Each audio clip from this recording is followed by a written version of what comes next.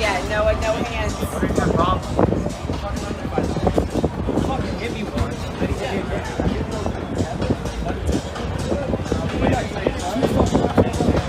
And then you racked the fuck out of me over here. Fuck on the fine. What's your fucking problem? You guys come over here, you fucking drive off in the corner, and you got bended out of the face. What's your fucking problem? You wrecked the fuck out of me. Fuck off. Why? I was get out of my face. What? Get out of my face. What the fuck is your problem? What is your problem? My problem is you. Right. Why did you wreck? Don't you understand the English about it? Yes. I'm saying fucking call. Why did you wreck? Look, you were in the wrong, you found out. What does that mean? Wreck the fuck up. Yeah. We need to I'm just waiting for him to he's the one. Let's go. Noah, let's. Alright. Noah, I'm done with this. Let's go. I'm done with it. I'm done with it. Let's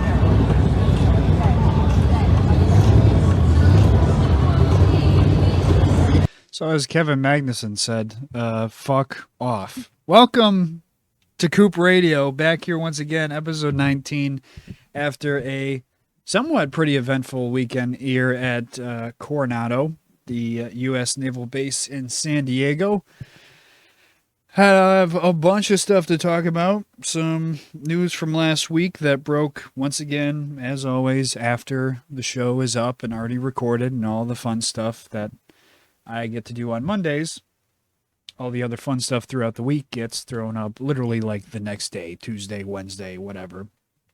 So, got some stuff to recap there and a whole lot of fun stuff from the weekend. But I'm not going to start off with the happenings of the weekend. Let's go and dive into some of the news of the past week. We talked about last week the booting, the replacement of Josh Berry. I almost said Jesse Love already, but Josh Berry was removed from the 21 last week, announced by Josh Berry that he would not be coming back to Wood Brothers Racing in 2027. And I had my theories, and I had the overall thought last week, and it seemed pretty obvious that it was Jesse Love that was going to be replacing him in the Wood Brothers 21 car.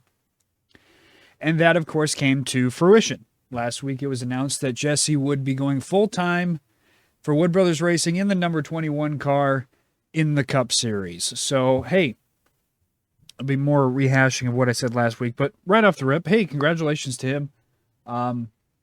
Most people's eyes see that he is, out of anybody who's left in the O'Reilly Series, and or the Truck Series, really, he is the number one top prospect left.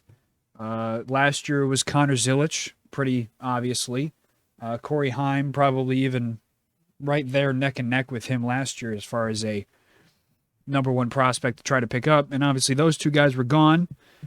Connor Zilic already obviously starting his Cup Series career this year.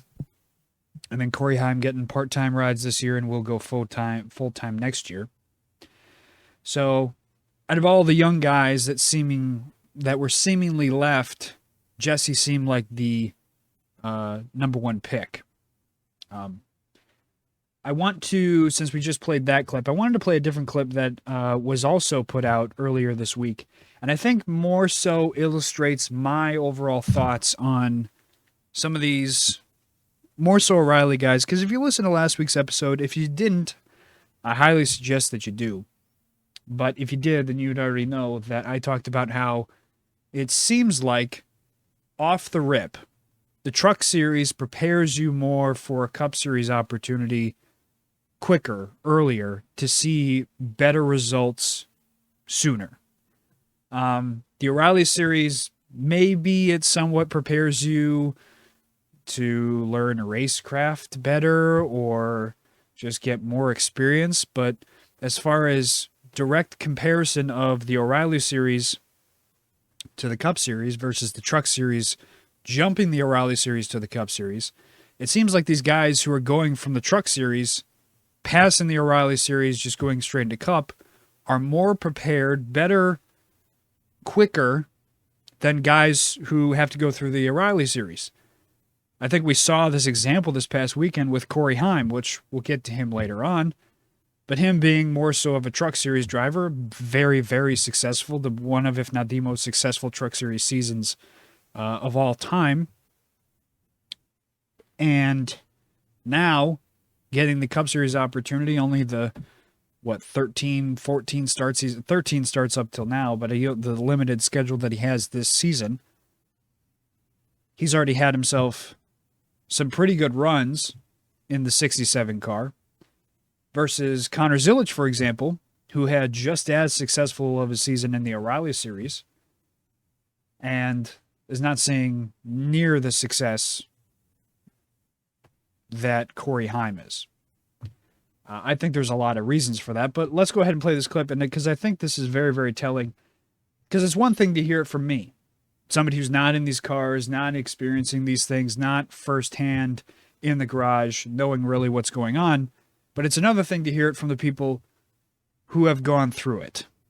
Doing that learning year in Xfinity was not really, like, it was good to see the lay of the land, learn the tracks and the country the way it worked, but I almost should have been thrown in the deep end and Cup and learned that car. Really? Like, they're just so different. Yeah. Like, It's the same thing for me. Like, people always tag me in social media posts and they're like, oh, he needs to go back and do another year of O'Reilly. And I'm like, it's too different. It's like you learn nothing. Like it's so different. And on restarts, like it's a completely opposite mentality. Like in Xfinity, you drive it into the corner with the guy in front of you and try and get as close to their like left rear as you can. And in Cup, you're lifting at the flag stand to give yourself air on entry, so that way you can get a run off the corner and, get a run and go 3 wide bottom, whatever it is. But yeah.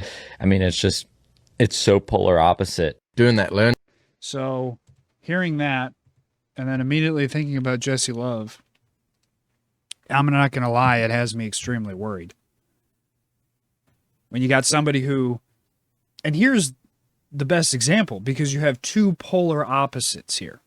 Two guys who are on the same team, granted, but one who this year is having quite possibly probably his worst racing season ever, finishing-wise, just not being able to find speed at any oval, anywhere, struggling to find the finishes that he is obviously deserving of at the road courses even, where, yes, it's obvious he's got a hell of a lot of speed at road courses, but they haven't materialized. And it's just been an extreme amount of struggle versus his teammate who's sitting opposite from him at the table in SVG, who, granted, this past weekend is maybe the exception, but has found speed not only obviously on the road courses by a country mile over everybody else, but even on ovals. He's found these random bouts of speed where, just a random mile and a half, all of a sudden SVG's running in the top 10 based off of pure speed.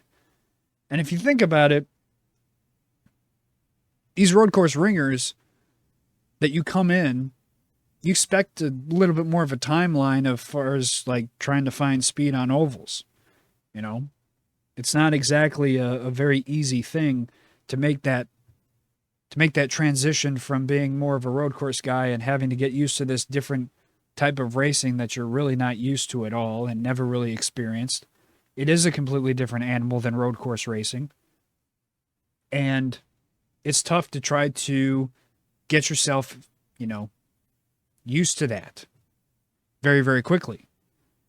And so seeing the two opposite perspectives on this of SVG and Connor Zilisch is very, very telling, where they both come to the same conclusion of it was basically a waste of time for me to sit there and, especially for SVG, as he says, waste a year basically to get used to a car that really doesn't help me even in the slightest when it comes to the Cup Series. And so these guys who are coming through the O'Reilly series now, this is what has me worried, is that the trend as far as how you should progress, the DBC guys talk about, how you're supposed to progress through the series and get yourself to Cup.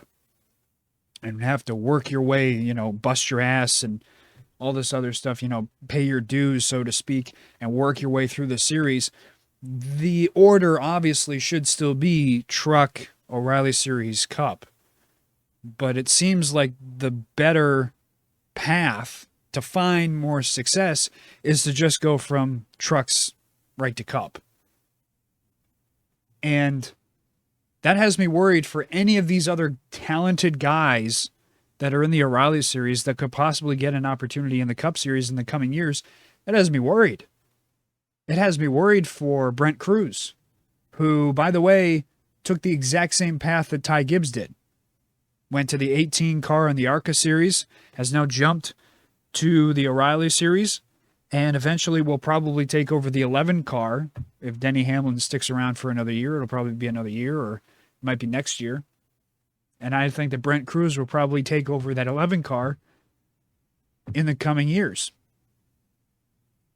That's the path that Ty Gibbs took. And by the way, how long did it take for Ty Gibbs to get used to that 54 car? Took him how many years of not so great runs in a very, very good car until he finally figured it out, until he finally broke all those bad habits that he learned in the O'Reilly Series and how he drove that car, having to break all those bad habits in order to get good at this car and this type of racing. Has me worried for a guy like Brent Cruz. Has me worried for any one of those guys in the O'Reilly Series. Has me worried for Sam Mayer if he gets an opportunity. Has me worried for Carson Quaffle if he gets an opportunity. If Sammy Smith or Sheldon Creed or any of these other guys that show some talent, show some speed in the O'Reilly Series, what really has me worried is that they're going to get with a team that doesn't have the long enough leash that they need in order to learn this type of racing. They will only be there for a short amount of time, and because the speed won't come, that team will move on from them, and their career trajectory will be screwed up because they're not allowed enough time to break all those bad habits learned in the O'Reilly Series. And this is what has me very worried about Jesse Love. A guy who has shown talent, shown speed in the O'Reilly Series, shown that he can be a good guy for the Cup Series.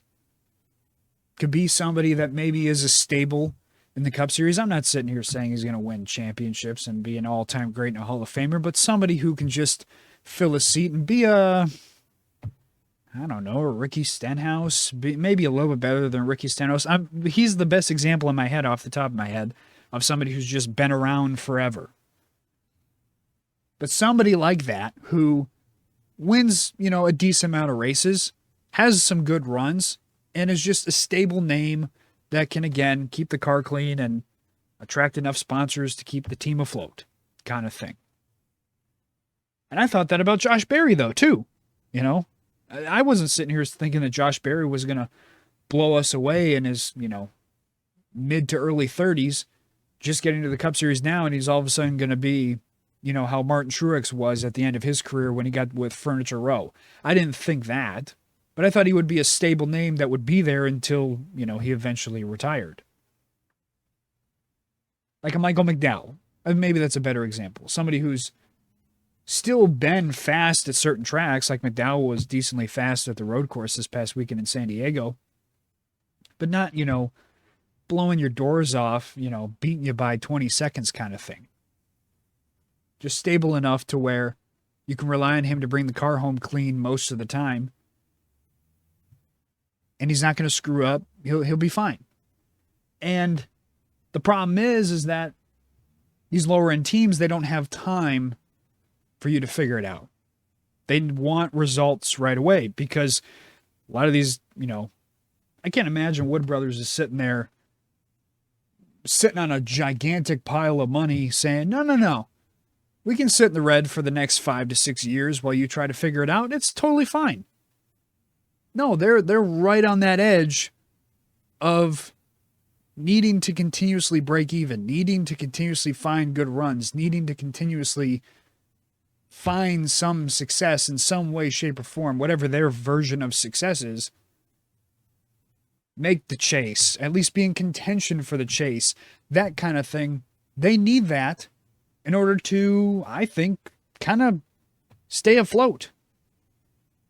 I mean, they have been around forever, but I cannot imagine that they are exactly sitting on a gigantic pile of money, like I said, living their best life and not caring about, how well they finish.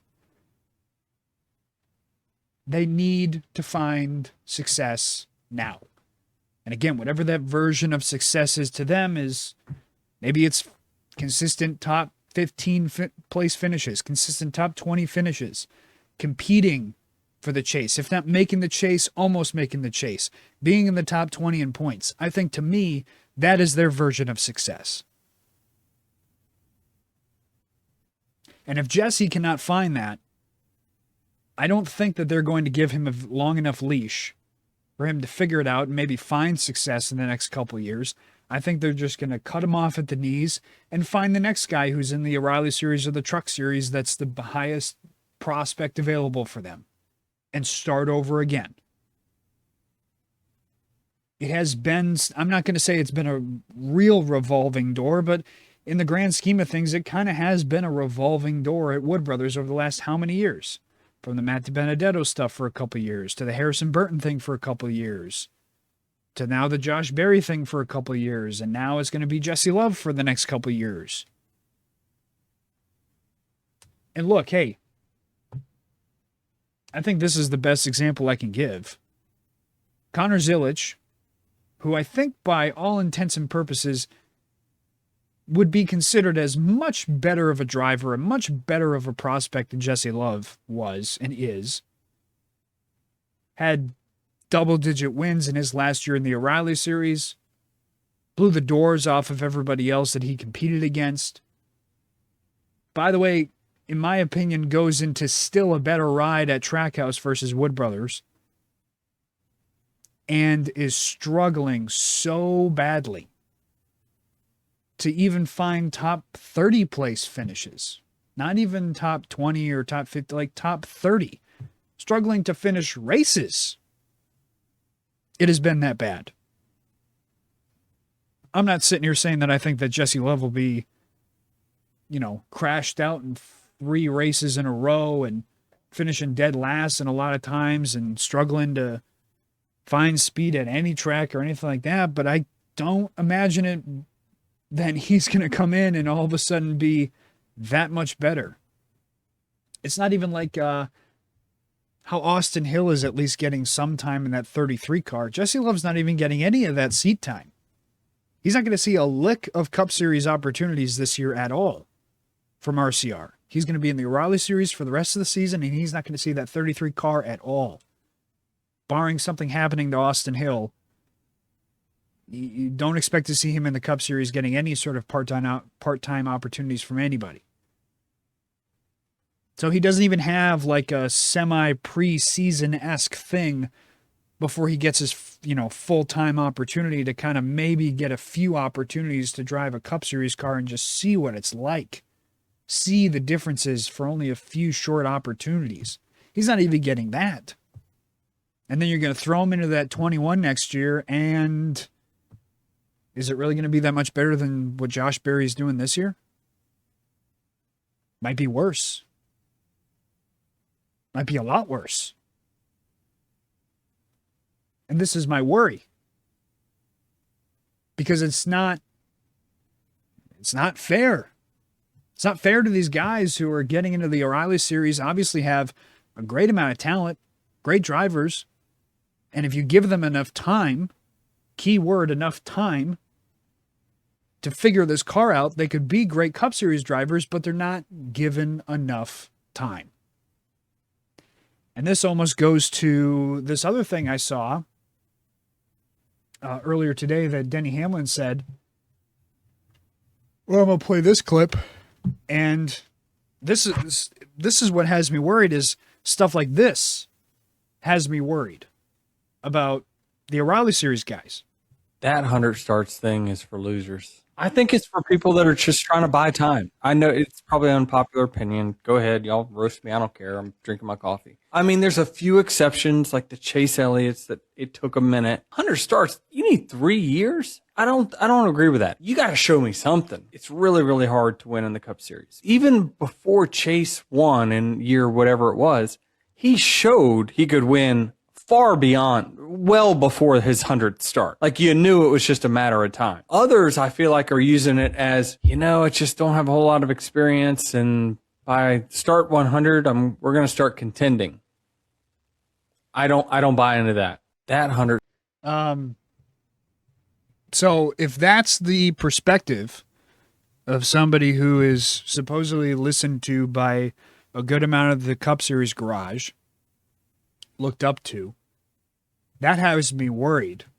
If that's the opinion that people are going to have of those guys who are trying to figure it out going from the O'Reilly Series to the Cup Series.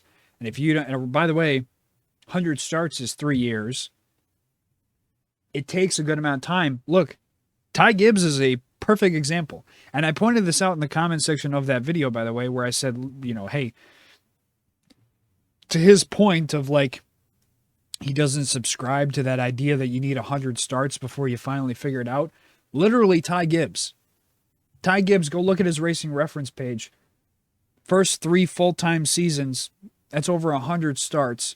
Average finish 18th, 17th, 18th.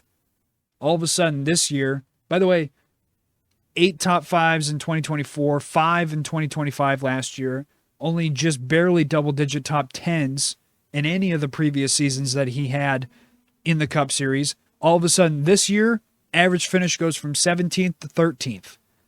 Top 5s already matched, or actually not matched, already surpassed the amount of top 5s he had last year, this year. Has a victory this year that he hasn't had in the last how many years.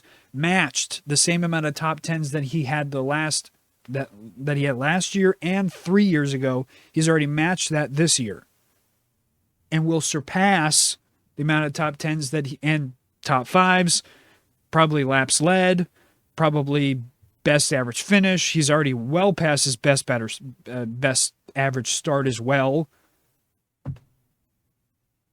So, and he's the prime example of somebody, by the way, again, who literally went the ARCA, jumped Truck Series, went to the O'Reilly Series, was there for how many years, learned that car, jumped to the Cup Series, and he had to relearn everything, change his perspective and the ways that he drove and the way that he raced completely versus how he drove the O'Reilly Series car. And again, it took him 3 years before he finally is now finding success.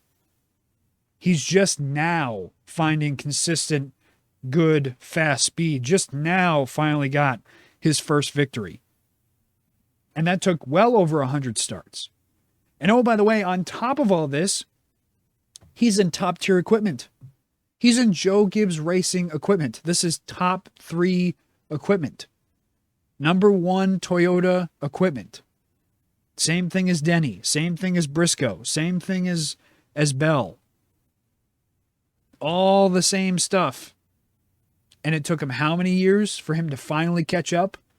He was the obvious 4th man out of that 4-man group, where it was Denny 1, Bell 2, Briscoe 3, and when Truex was there, he was 2 or 3. And it's been Ty Gibbs a distant 4 until this year, where he's finally closed that gap. So if the mindset is that if you're coming from this O'Reilly Series, if you're a Sheldon Creed, if you're a Sam Mayer, if you're a Carson Quaffle, if you're a Sammy Smith, if you're fucking Brandon Jones, for Christ's sake, and if you're Jesse Love or Connor Zillich, finding success in the O'Reilly Series and getting a Cup Series opportunity because of it, if you don't figure it out quick enough, if you don't change the way that you drive, and if you don't learn this way of driving quick enough, you're going to be screwed. And they'll go find somebody else. This is why if the opportunity does come for a Lane Riggs, a Chandler Smith, maybe a Caden Honeycutt, some of these other guys who, again, are coming through the truck series and are staying in the truck series and not making that jump to the O'Reilly series and find a great amount of success, they might have a better chance of succeeding than any of these O'Reilly series guys. And to me, that's just wrong. And it is solely based off of the fact that they are more prepared now because of the vehicle that they drive than the O'Reilly series guys, whereas it should be the opposite. It should be that the guys who are in the third tier series should need to go through the second tier series and race that in order to get used to and be prepared for the inevitable Cup series, the number one series, and it prepares them to make that jump. It shouldn't be, I need to try to stay in the truck series so then I can jump the O'Reilly series and maybe a Cup opportunity will open up. And it's showing in the amount of success quicker than some of these other O'Reilly series guys. Carson Hocevar, right off the rip, when he got into a car, he was finding decent speed. Corey Heim, in the very few opportunities that he's gotten, all of a sudden he's out there. By the way, was having times in other previous starts throughout this season where he was running pretty well. Top 15, top 10 at times, led some laps.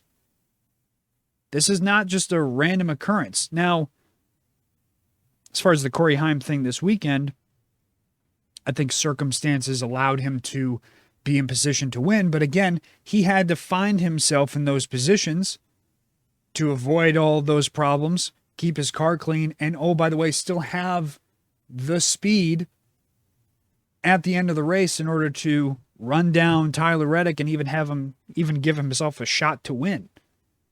So it's concerning to me for a guy like Jesse Love, and I really hope it works for him. I really do. He seems like a decent driver. I just don't see. It worries me that this isn't going to work. It worries me that he's going to get passed over just like the previous guys before him because the success isn't happening quick enough. And everybody else on Twitter will write him off as a bust because it's Twitter, and everybody on Twitter is a bunch of morons who don't know what the fuck they're talking about and just think that because you were good in the O'Reilly series, you should be good in the Cup series. And they don't correlate this idea that this car is so fucking different than what you're driving next. The pinnacle, the goal, it's so different than what you're used to that it actually takes a good amount of time to get used to it. It doesn't matter how much sim time you get. There is no amount of sim time that replaces in-race situations.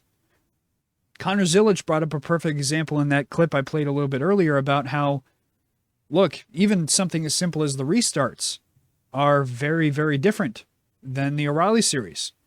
And that's something the Twitter mind thinks is simple. The Twitter mind just thinks that it's very easy to judge a restart because it's just like it is on iRacing. It's just the same. No, it isn't. It's not the same. Not at all.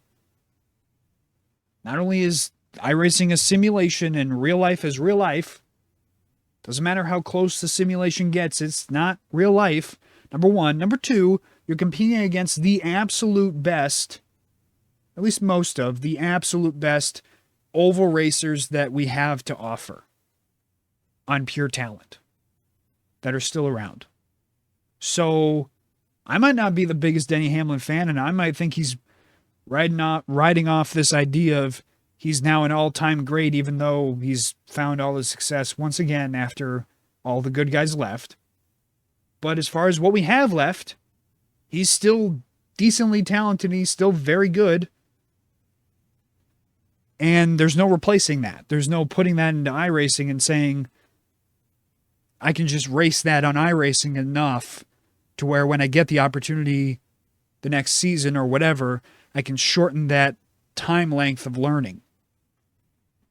You need reps on track. You need practice on track. You need racing on track. That's why even just this season of Austin Hill being in this 33 car, which isn't even a guarantee that he's going to be in the 33 car next year, this could be a perfect opportunity for Jesse to be in that car even part-time. Look, they're not even earning driver's points by having Austin Hill in there in that 33 car. So there's nothing to be lost by having them split. Besides, again, RCR doesn't want to give Jesse Love that opportunity to race in the Cup Series. There's no benefit for them to put him in that Cup Series car, so they're not going to do it. And so because they're not going to do it, it's an obvious detriment to Jesse, to where he could have had this opportunity to race even part-time and just get, like I said, somewhat used to this car, and now that's all out the window. And now he won't have that opportunity. I wish the best for Jesse. I hope it works, but I find it hard to believe that it's going to. There was something else I wanted to play from last week based off of the Jesse Love talk. Oh, it was around Josh Berry. So I wanted to play this clip too. Because this kind of goes with the silly season thing. This is another thing from last week that, again, once again, this is what I love is, everything that is talked about that I want to hear about happens either the day after or multiple days after I record. And the problem is that, yes, maybe would it be better for me to record a couple days into the week, Wednesday or a Thursday or something like that? Absolutely. But as of right now, I can't do that. I don't have the time on a Wednesday or a Thursday or a Friday to record this show to have it happen later in the week, unfortunately. Maybe in the future, something will change, and therefore I'll be able to record the shows later in the week, and this won't happen to me anymore. But as of right now, this is how it is. There was this clip from Dale Jr.'s podcast last week that I wanted to play that I found pretty interesting. I don't know what happens to Josh Berry. In the Cup Series, there's the silly season's not all that silly anymore. And there's not a ton of options. Man, I thought if you won a Cup race, you were at least guaranteed a career. You could milk that single win, no disrespect, but a lot of guys did in the 80s and 90s and so forth. It's just not that way anymore. Guys, there's not a lot of turnover. There's not a lot of churn. The 33 is open. There's not a guarantee that it's an Austin Hill. I don't think this is real, and I don't even know that this is being contemplated. But Noah Gragson to the 33 because of the Bass Pro Shop connection. If that relationship is still as strong today with Bass Pro Shop and Noah, way back when the 19 was open, Bass Pro Shop was like, hey, what about Noah? And JGR was like, no. But I don't know that RCR wants to. See, right there, that was one thing I found to be pretty interesting about what he said, was this part right here. Pro Shop was like, hey, what about Noah? And JGR was like, no. And the way that he said no, I know you can't see it from obviously here, where he just kind of had this puzzled look of like, no, why would we pick him?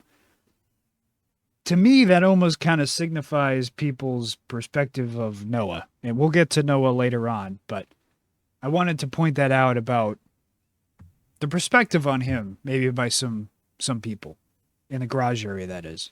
But I don't know that RCR wants this. That would open up the 4 where there's a potential that Josh goes there. There's no real opportunity. Come on, guys. What other cars are going to be available and open on the Cup side? I think whatever Josh ends up doing, it's going to be a surprise because I don't think any of us have a good idea of on something that makes sense. Maybe he could be racing back in the O'Reilly series. I think Josh is doing all he can do, and yeah. I don't think you put someone else in there. You're not going to gain 15 spots. They got a win in Vegas. They had some moments where they showed speed and potential. When they paired up with Josh last year, they were doing things they hadn't done in a really, really long time. I don't know what happened. Of course, he's going to defend his friend, as you'd expect. That little line there at the end about him saying, Wood Brothers was doing stuff with him that they hadn't done in years. Maybe that's the case comparing to, Harrison Burton, for example, who was really, really not good. If you want to make that comparison, yes, I think Josh Berry is a better pick than Harrison Burton. But like I said, when it comes to the Wood Brothers thing, I think their expectations are top 20 in points. Whether that's fair or not, that's my belief. And when you're not even really sniffing the top 20, that to me signifies to them that we need to move on from you and we need to make a change. Again, fair or not. Talking about the idea of Noah going to the 33. Now, this is all pie in the sky. Supposedly Dale doesn't know. But if Dale's pointing it out, maybe there is some real interest there of the possibility of finding a way to keep basically keep Josh Berry in the Cup Series and having Noah leave the 4 at Front Row Motorsports and go to the 33, where Austin Hill would have, inevitably go back down to the 21 car in the O'Reilly Series and stay there. And then, obviously, Josh would go to the 4 at Front Row and get to stick around the Cup Series for a little bit longer. Here's what I think is going to happen. The only possibility of Josh staying, I think, is the 4. I agree with that. There's a bit more of a chance of that happening now, in my opinion, because of the simple fact that if you compare, as of recently, the 38 is all of a sudden running way better. Zane Smith, it is the same thing. By the way, he was a Truck Series guy. And it took him how long now with this middle to low team, Front Row Motorsports, that is, middle to low team, to find like real good top 10, top 5 speed. This came out of nowhere over these last couple weeks. They have just hit something. But the 38 is finding speed. The 34, not nearly as consistently as Zane Smith is, but is finding better speed than they had in the past. Was having a decent run this past weekend at San Diego. The 4 is the obvious outlier. They are, if I look at the point standings,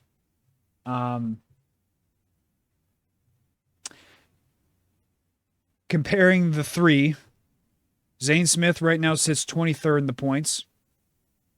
Todd Gilliland sits 25th. Gragson's 29th.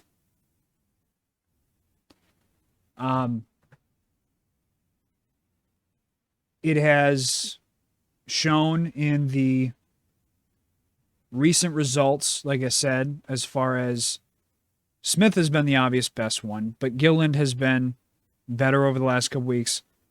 I have not seen Gragson show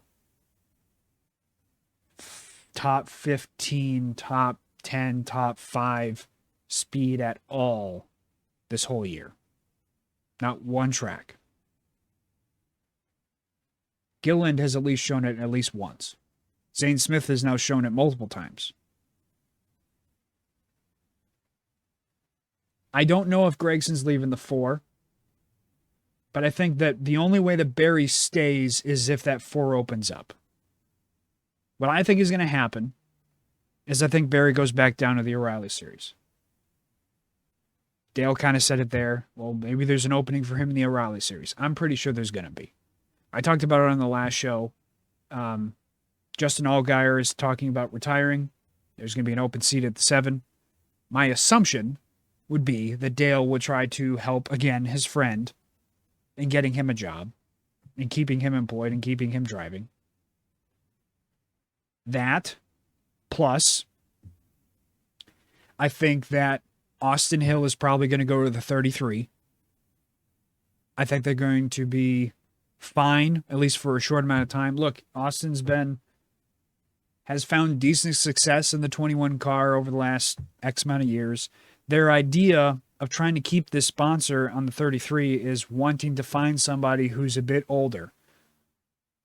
This is the reason why they didn't pick Jesse Love, supposedly, or pick somebody really young, is because of this idea of somebody who looks too young to represent their sponsor, a THC nicotine-esque sponsor. They don't want to put somebody who looks kind of like a kid in there to promote that. Austin Hill fits that image. He does not look like a kid. He looks like a grown-ass adult. On top of the fact that this year he's getting a decent amount of seat time. If Austin Hill, by the way, I know we're all bashing on him over what he did in San Diego this past weekend, and rightly so. He completely fucked up turn one. Destroyed a bunch of cars that probably would have been in contention for winning the race over Corey Heim and Tyler Reddick. At the same time, though, he found good speed in qualifying for that 33 car, something that RCR has mightily struggled with all year long. He won the O'Reilly Series race this past weekend as well at San Diego. And again, it seems like something about RCR, they just love Austin Hill. Richard loves that guy for some reason, whether he gets along with him personally or he thinks he's got the tenacity or whatever the term he wants to use. They like him. And I think that they'd be willing to give him an opportunity for at least a couple years in that 33 car, again, to try to satisfy this sponsor. And maybe the hopes that, hey, he's got good speed at super speedways in the O'Reilly Series. Maybe that can translate into the Cup Series, and he can get some good finishes in some super speedway racing and some drafting tracks. Maybe get a win or two if he gets lucky. And maybe if we give him enough time, something with the way that these Cup Series cars are can click in him, and he can find some decent finishes. Because let's be honest, at this point, RCR is looking for decent finishes. And on top of all of that, if you look at the landscape of drivers out there, there's no Corey Heim. There's no Connor Zilic. There's no big-time name that jumps off the page. So therefore, why not settle for the guy who's in-house? Why not settle for the guy who's filled in a very tough situation? They did the same thing with Kevin Harvick in 2001. They just picked Harvick to fill in for Dale Earnhardt, and that didn't change for how many years? This precedent is already kind of set. So I think that 33 is filled in by Austin Hill. I don't think that Josh Berry stays in the Cup Series. I think he goes back down to the O'Reilly Series, and I think if Justin Allgaier retires, I think he fills in a spot there. If not Justin Allgaier's spot, I think that a part-time spot at Junior Motorsports, 12, 15 races for at least a year, will keep him around until the next year when I think that Justin Allgaier will call it. I think Justin is going to retire within the next couple years. So that 7 is going to open up. And again, I think that Dale would be more inclined to hire somebody who, by the way, has had past success in the O'Reilly Series with his team. I think he'd be more willing to sign not only somebody who's found past success, but also is, again, a friend of his who he gets along with and knows is talented. I mean, look at the other people he's got there at Junior Motorsports. I mean, it's not exactly they may be finding the most success, but it's, again, off the back of the 7 car. And on top of that, so Sammy Smith is there, not exactly blowing the doors off. You got Carson Quaffle, who I think could be a good driver, but needs more time if he's going to find success in the O'Reilly Series, that is. He needs more time. Raja Caruth, I don't think is exactly the next star of the O'Reilly Series, just being honest there. So, I mean, what do you really have consistently there? I think that is your best option for Josh. Because, I mean, even if he were to go back down to the O'Reilly series, like, what other openings are there really? Okay, there's going to be 2 openings at RCR. I guess those are fine options. There's the possibility of him going to an RCR ride. That makes sense, I guess. But I'd be more inclined to think that he would go to Junior Motorsports before RCR. But that's the only other spot I could think of in the O'Reilly series is RCR.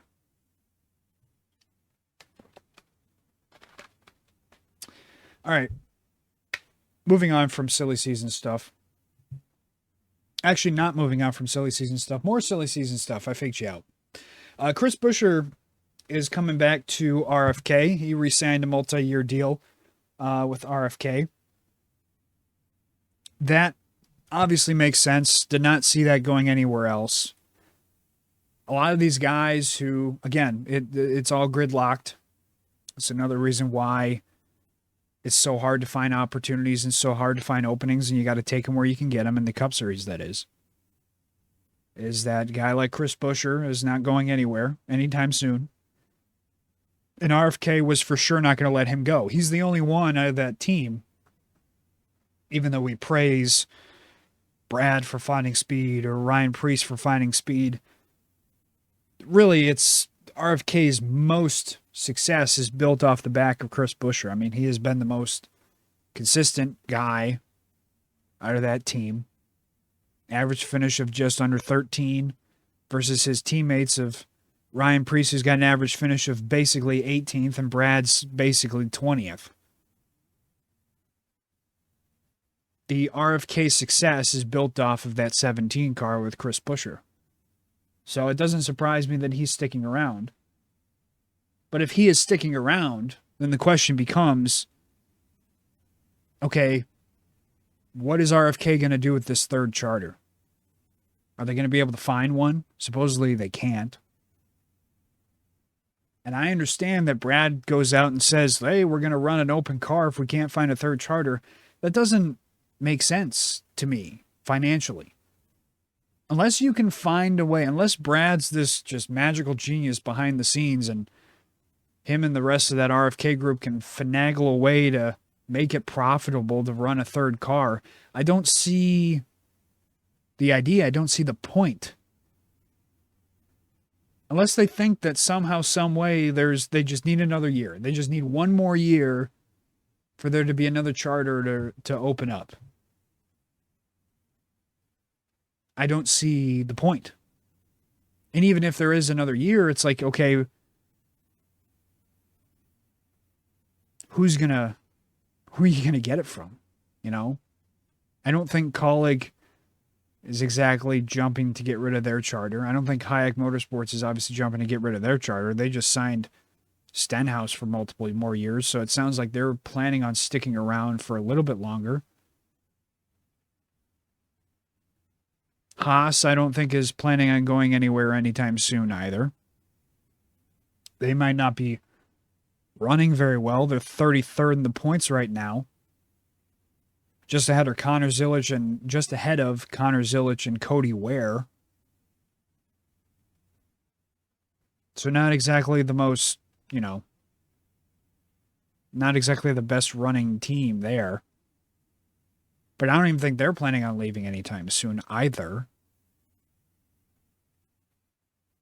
I just don't see where this third charter is coming from. And this is where I almost wish, I really wish that if they are sticking with this charter system and they are just putting their foot down on this, and this is what we're going to stick with for the foreseeable future, since we've reissued, we redid all these contracts and we had the lawsuit thing over the offseason and all this other bullshit, and we're going to stick to it. I kind of just wish that they'd open up more charters. And I know that teams who are currently a part of the Cup Series right now and have charters don't want that at all, because they see their piece of the pie shrinking. their percentage of what they get immediately gets smaller with no benefit to them.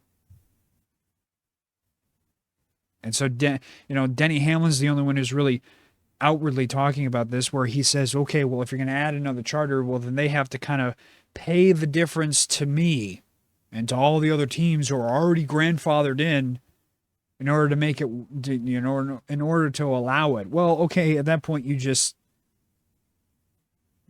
destroy any chance of there being anybody interested in trying to jump in. They see the amount of money that it takes not only just to buy a charter from somebody else, but if there was to be additional charters available to other people to just buy and then join into the Cup Series, making the 36 to 38 or to 40. If they see the price point on that, then they're immediately going to just run away. They're going to have no interest in that. Gatekeeping the top end series from having more competitors, more teams, more people involved is never the move, in my opinion. Sitting there guarding your peace like your life depends on it, I understand to some degree. But the people running the sport, that's where I say I don't understand it.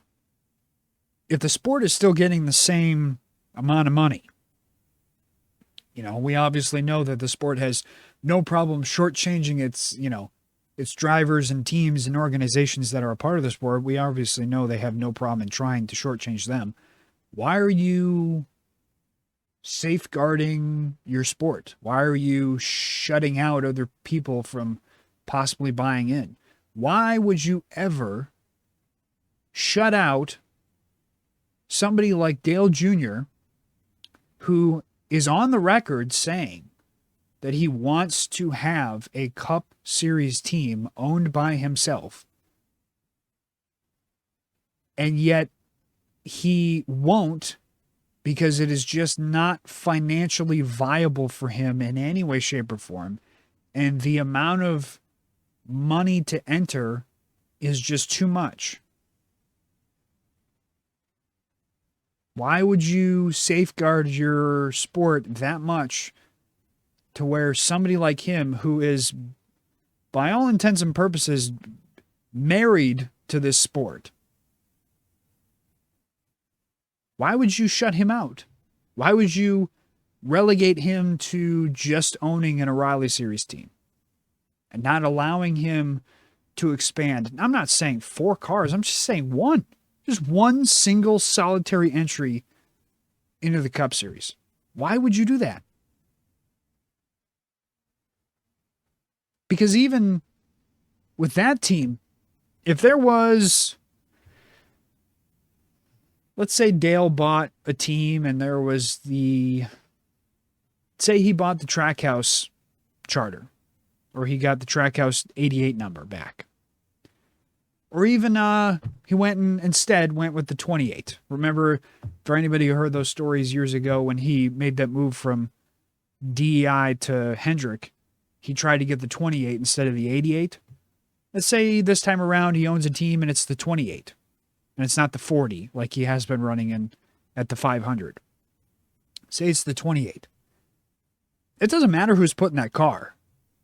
Doesn't matter if he keeps Justin Allgaier a couple years around and he drives that car, or if he signs one of the other O'Reilly Series guys, if he brings in Sammy Smith or Carson Quaffle or Raja Caruth, or he brings in Josh Berry and keeps him in the Cup Series and puts him in that car. Doesn't matter who he puts in that car. That car is going to be one of, if not the most popular cars in the track. Doesn't matter the driver. It matters the owner.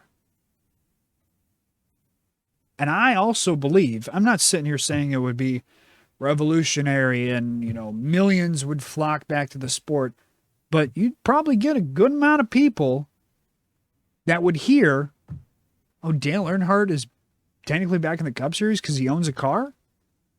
Well, I'm more interested now to want to see how Dale Earnhardt's car does. I'm more interested now to maybe actually sit down and watch the race and see what happens. I'm more interested now to maybe see a race in person, or maybe go see the car in person and therefore go to a race in person. Why would you safeguard your sport for only the billionaires? Oh, I get it. I get it. We only want the billionaires. We only want the people who have so much money that if they lose a shit ton of money here in this sport, it doesn't affect them. We want the Jeff Bezos, the Elon Musks, the fucking Michael Jordans, the pit bulls, the guys who have so much money that if they lose a couple million every year, well, it's basically a hobby for them. So they don't really get too wound up about losing money every year in this sport. Until obviously that their annoyance gets to a point where, this just isn't, I realize now this isn't worth it. And so therefore I'm just going to stop the money. I'm going to do what Pitbull did and just leave. And then what are you going to be left with? You're going to be left with your diehards. You're going to be left with your Dale Juniors. We're still sticking it out because they just love the sport.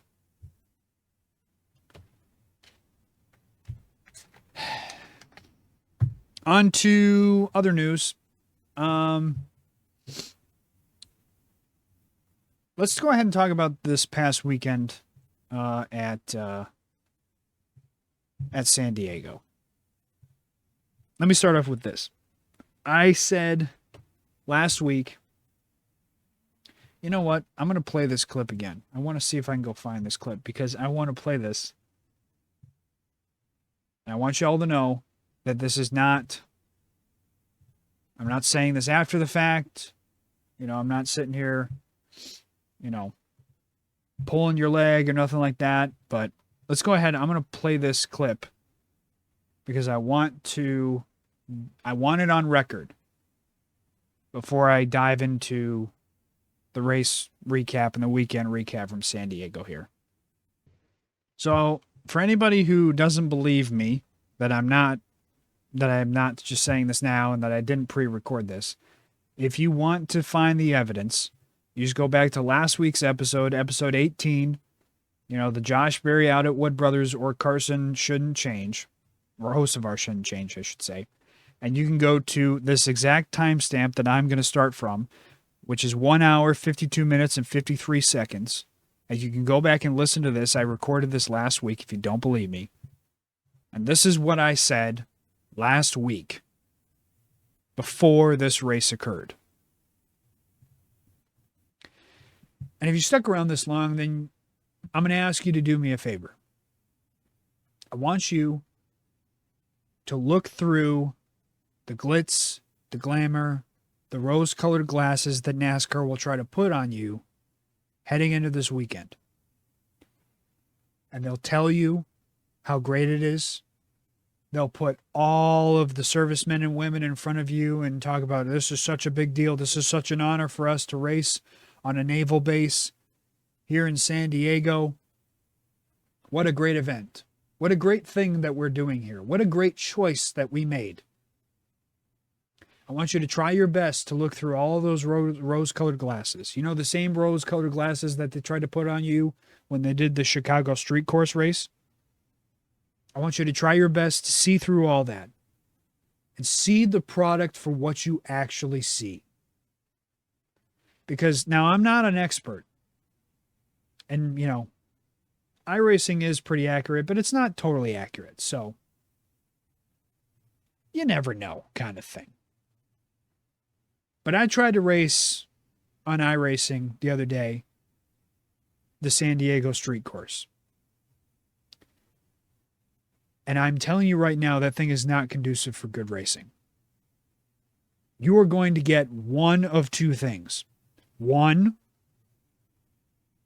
and maybe, by the way, it probably is actually going to be a combination of both, but I'll say one of two things. One, the thing is going to get single-filed, strung out, almost nobody passing, SVG just running away with it. The only times people will make passes is, again, pit strategy, people undercutting the stage to try to make up spots. That'll be the only time that people you'll actually see a change in the running order. And then the rest of the green flag run, people will just, again, follow the guy in front of them. Won't make any passes because, again, the track is not conducive for close side-by-side racing on a road course. The straightaways are too narrow. The exits are too narrow. There's very little passing opportunities on the track, if any. So you will either see a single file boring ass train for the X amount of laps that they're going to run that thing, and the only time you'll see the change in running order is through stage cautions and people undercutting the stage. Or two, it will be that, plus you will see multiple gigantic pileups of just the whole track being blocked.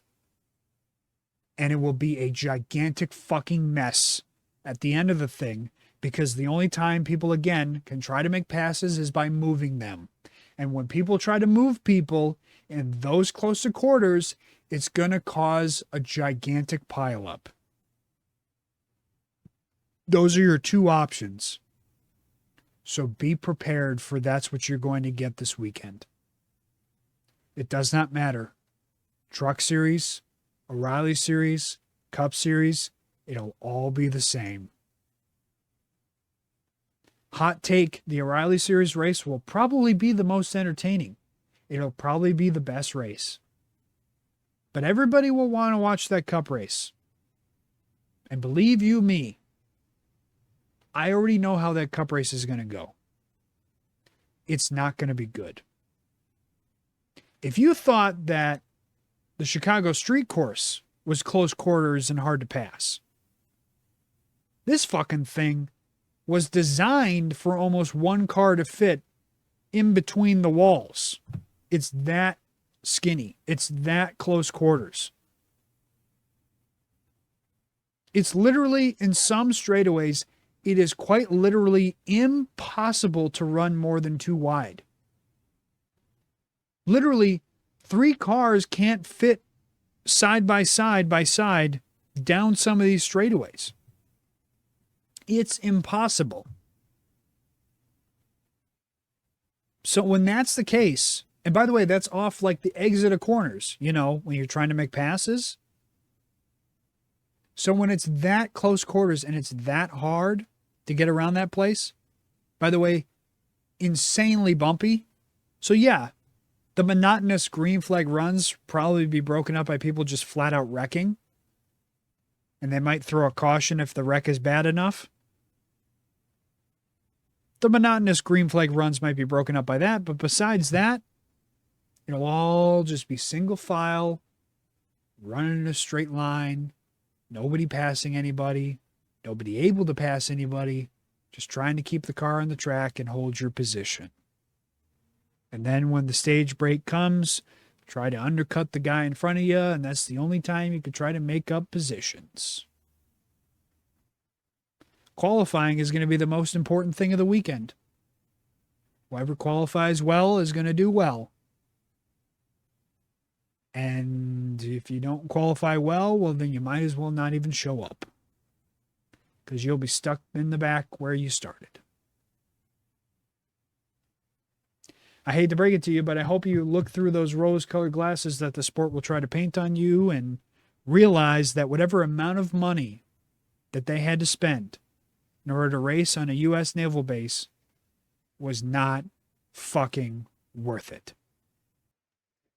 Was I wrong? Tell me I was wrong. Tell me that thing was that fun and entertaining. Tell me what Jeff Gluck told me earlier today, supposedly, about it felt like a crown jewel event. Tell me how I was so wrong that they didn't try to throw rose-colored glasses on you and tell you how great it was. Tell you that it was a great event. Tell you that we should do it again. Listen, I was wrong about some things. I was wrong about the SVG thing. Yeah. I thought that SVG would just run away with the thing, and he didn't, surprisingly.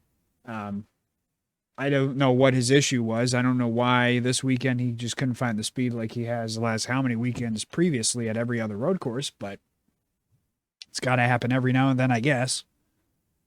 But besides that and the smattering of cautions that I kind of thought would happen, everything else I said was true. Everything else I said happened. Did we not get 2 giant pileups in both the O'Reilly Series race and the Cup Series race? Did we not get long green flag runs of the field getting stretched out and it just being single file the whole time and everybody just following everybody in front of them, and there's really not that fun of racing to watch? The track is so big that everybody really gets stretched out so much that no one's really racing for too many positions. Was I also not correct about the O'Reilly Series race once again? That was kind of a lob ball. The O'Reilly Series race being the best race of the weekend. Was I not wrong? Was I not pretty much on about everything I said? This is not a crown jewel event. This is a big deal, quote unquote, because it's, again, something that we've never done before. So if you want to categorize it as that because it is something that we have never done before, and so therefore it's a big deal, then fine.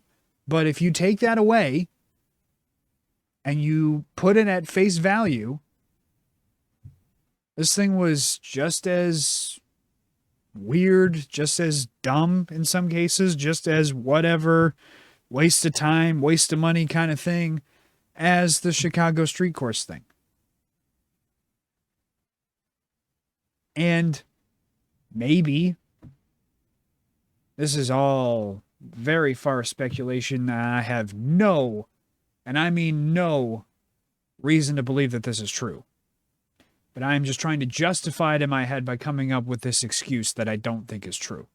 The only way that this is like better than the Chicago street course thing is they didn't have to spend nearly as much money to run on this U.S. Naval Base in San Diego as they did having to run on the actual streets of Chicago. I would imagine, I would hope at least, that racing on a U.S. Naval Base, which isn't, yes, there's street roads for that area that were a part of the track, but I can't imagine it's as busy as downtown streets of Chicago. And I can't imagine that San Diego's U.S. Naval Base would charge as much money to set that up and do that event as Chicago would. Now, maybe I'm talking out of my ass on this, and this is why I say I don't believe this to be true. I would be talking out of my ass on this because there's a possibility that, say, California, doing anything out in California is pretty fucking expensive. So I can't imagine that running a race in San Diego is way cheaper than doing something in Chicago. But again, this is my only justification that I can come up with as to why this is really that much better than doing the Chicago street course. The racing is, look, I will give it credit. It's fun to race on iRacing. It is fun if you're racing it itself on iRacing. It's a very bumpy and difficult course. But as a product to watch on television, I once again found myself tuning it out. Kind of half paying attention. Because, once again, it was kind of the same song and dance of, everybody who's kind of in their spot is kind of just going to be in their spot. And there's really not going to be any comers and goers. And part of it is because of the track, but also part of it is because of the cars that we run and the stages that we do. And it's all very formulaic and predictable. It all felt pretty predictable. Besides the SVG, Austin Hill, Connor Zilich pile up in turn one, it all felt pretty predictable. Nothing too surprising. Maybe Bubba Wallace running well at a road course was the only surprising thing about it. And maybe they had fun. You know, maybe the drivers had fun. Maybe the teams had fun. Maybe they think that they should do it again because they think it's a big deal and they think it's worth it, but they shouldn't. Ben Kennedy already kind of gave the out on never doing it again when he said in his post-race interview that we want to be respectful because this is, you know, an active U.S. military naval base, so we want to be respectful to them, giving them an out once again to never do this again and to find something else to do and waste our money on. What annoys me about this is it's not the fact that the guy running the show and picking what tracks and what we do in the schedule isn't thinking outside the box. It doesn't bother me that he's trying to come up with ideas that are different, that maybe, big maybe, could capture the eyes of casual viewers of people outside of NASCAR to maybe be interested. That part doesn't bother me. What bothers me is for as long as this sport has been alive, the formula has been given to you. The formula has been given to you as far as what has been successful. And it is the same conversation that I feel like I'm starting to have on almost every show of look at all, you want to make the comparison to all these other stick and ball sports. Look at all these other stick and ball sports. What have they changed? Really not much. Is it basically the same stuff that they've done for the past 100-some years of whatever their sport's existence has been? Yeah, pretty much. It's been pretty much the same. While we keep trying to reinvent the wheel. Why are we trying to reinvent the wheel? Well, because everything else isn't working, and everything else we keep changing isn't working, so we're just going to keep changing more things. Did you ever think about not changing more things? Maybe stop changing things? Maybe try to unchange some of those things that you did? And funny enough, what did they do? They unchanged one of the things they did. They got rid of the playoffs and they brought back the chase. All of a sudden, everybody's jumping for joy. Everybody's excited again. It's weird how that works. Maybe, just maybe, fixing the car that is the Cup Series car, making it more conducive for short track racing, and then therefore bringing back more short tracks, might be the move. I guarantee you that in the Deep South, in the Carolina area, I know there are a lot of short tracks down there that are conducive for Cup Series races and will sell out. Not if, will sell out if you have a Cup Series race there. And yet you ignore them. You could, instead of pumping money into something that is temporary, that you went and spent all this money using trucks, gas, everything else, all this equipment that you needed to actually build the racetrack itself, all these temporary things that you set up in order to, again, manage the racetrack, all this time and money and effort that you spent putting into something that is only temporary, versus if you took that same amount of time, money, and effort and put it into something that already exists, like Kentucky or Chicagoland or Rockingham or any of the other countless short tracks in the Carolina area or in the Deep South, or any of the other countless ovals that you already have on the circuit that maybe you could probably use an update or two. Instead of doing that, you wanted to, again, basically throw money into, it's like a lottery ticket. It's like you're shooting from half court. You're just hoping. You're taking this huge long risk based off of a hope, based off of a whim, based off of just the idea of like, we hope maybe this will work. It is just blindly throwing darts at a dartboard in the hopes that you hit, instead of actually having a guarantee of, hey, this is found, storied success. By the way, we own this thing. Hey, take away Kentucky. Take away the Rockingham thing. Take away literally every other oval that is actively on the circuit. Take away the Carolina area short tracks that I just mentioned. Take away any other short tracks in the Deep South. Take away any other short track anywhere else in the United States. Take all those options away.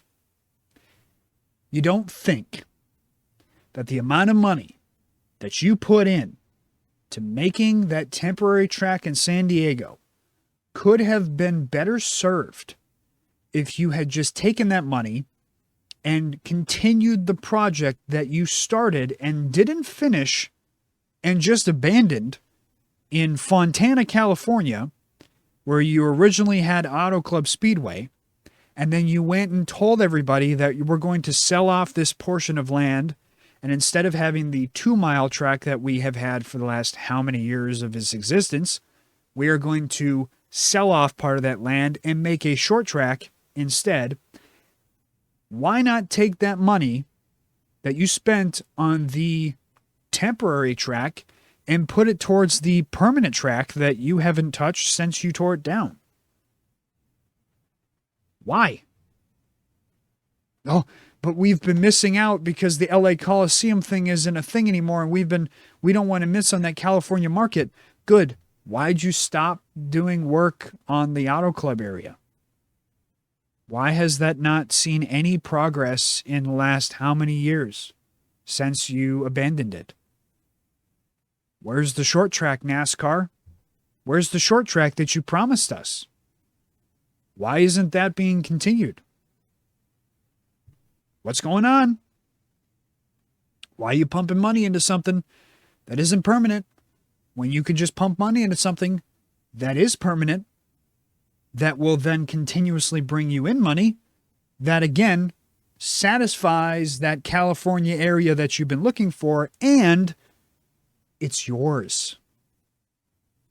That land that you just built that track on, again, it's temporary because you don't own it. You don't own the naval base, so therefore you can only be a visitor. You're a renter. Why not put the money into something that you own, that you control, and can be there as long as you want it? It's shit like that that makes me shake my head. That makes me just put my head in my hands. And this is why I just sit back and I go, it's hard to not sit here and go, we're fucked. It's hard to not sit here and have a bad look on it. It's hard to not sit here and be upset over this idea that, once again, we're trying all these out-of-the-box ideas, and they keep telling us and they keep selling to us that these are good ideas and that these are ways of outreaching to casual fans, but yet nobody's asking the fucking question, where's the short track, NASCAR? Where's the short track you promised us? What happened to that? Why aren't we doing that anymore? Silence. Radio silence on that one. But because this car is more like a GT3 or a supercar, a V8 supercar or whatever, more like basically an IMSA road course car, we think that once again, we need to make a temporary road course to make an interesting race, and yet we made an uninteresting race that, once again, road course, so mostly uninteresting.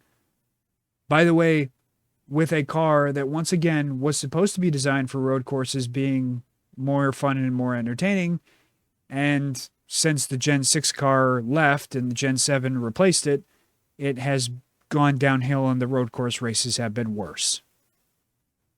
And no, you can't blame this on SVG. SVG or not, the road course races have been worse with this Gen 7 car. SVG is not out there ruining these races, guys. It's the car.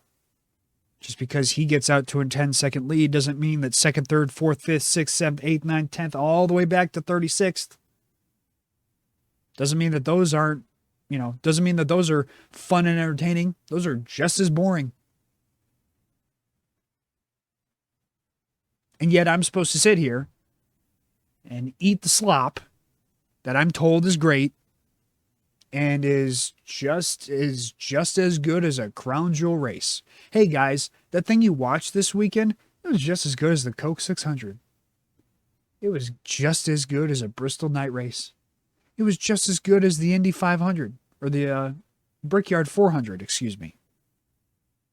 Just as good as the Daytona 500, just as good as the Southern 500, just as good as any other past Martinsville race or past Bristol race or past Charlotte race of any kind, just as good as any Vegas race or just as good as any fun track to watch a race at. It's not even as good as Watkins Glen. Not even as good as Sonoma as we're going to this weekend. It's not. I watched that race. That thing was single file the whole damn time. The only time you could find something interesting was once again a giant pileup in turn 1. Some guy breaking his radiator and a bunch of random single car spins because guys make mistakes. Other than that, it's just boring. It's not interesting. It's probably fun for the people in attendance because, again, as Jeff Gluck pointed out on his Twitter, the people in that area aren't very, well-versed in NASCAR and don't see it very often. And so when something different and new stimuli shows up in their area, something different that they hadn't seen before, they're going to find it fun and entertaining. But don't worry, if they try to go back to this thing next year, it will die a slow, painful death. And this will not end very well. The interest will wane pretty quickly. You got to remember this is California. There's a lot of shit to do in California. And something brand new and cool and shiny that shows up out of nowhere is cool and shiny for a moment. But how quickly did that LA Coliseum thing die? That thing died before it even started. That thing was half full, and then it was not even a quarter full the next year.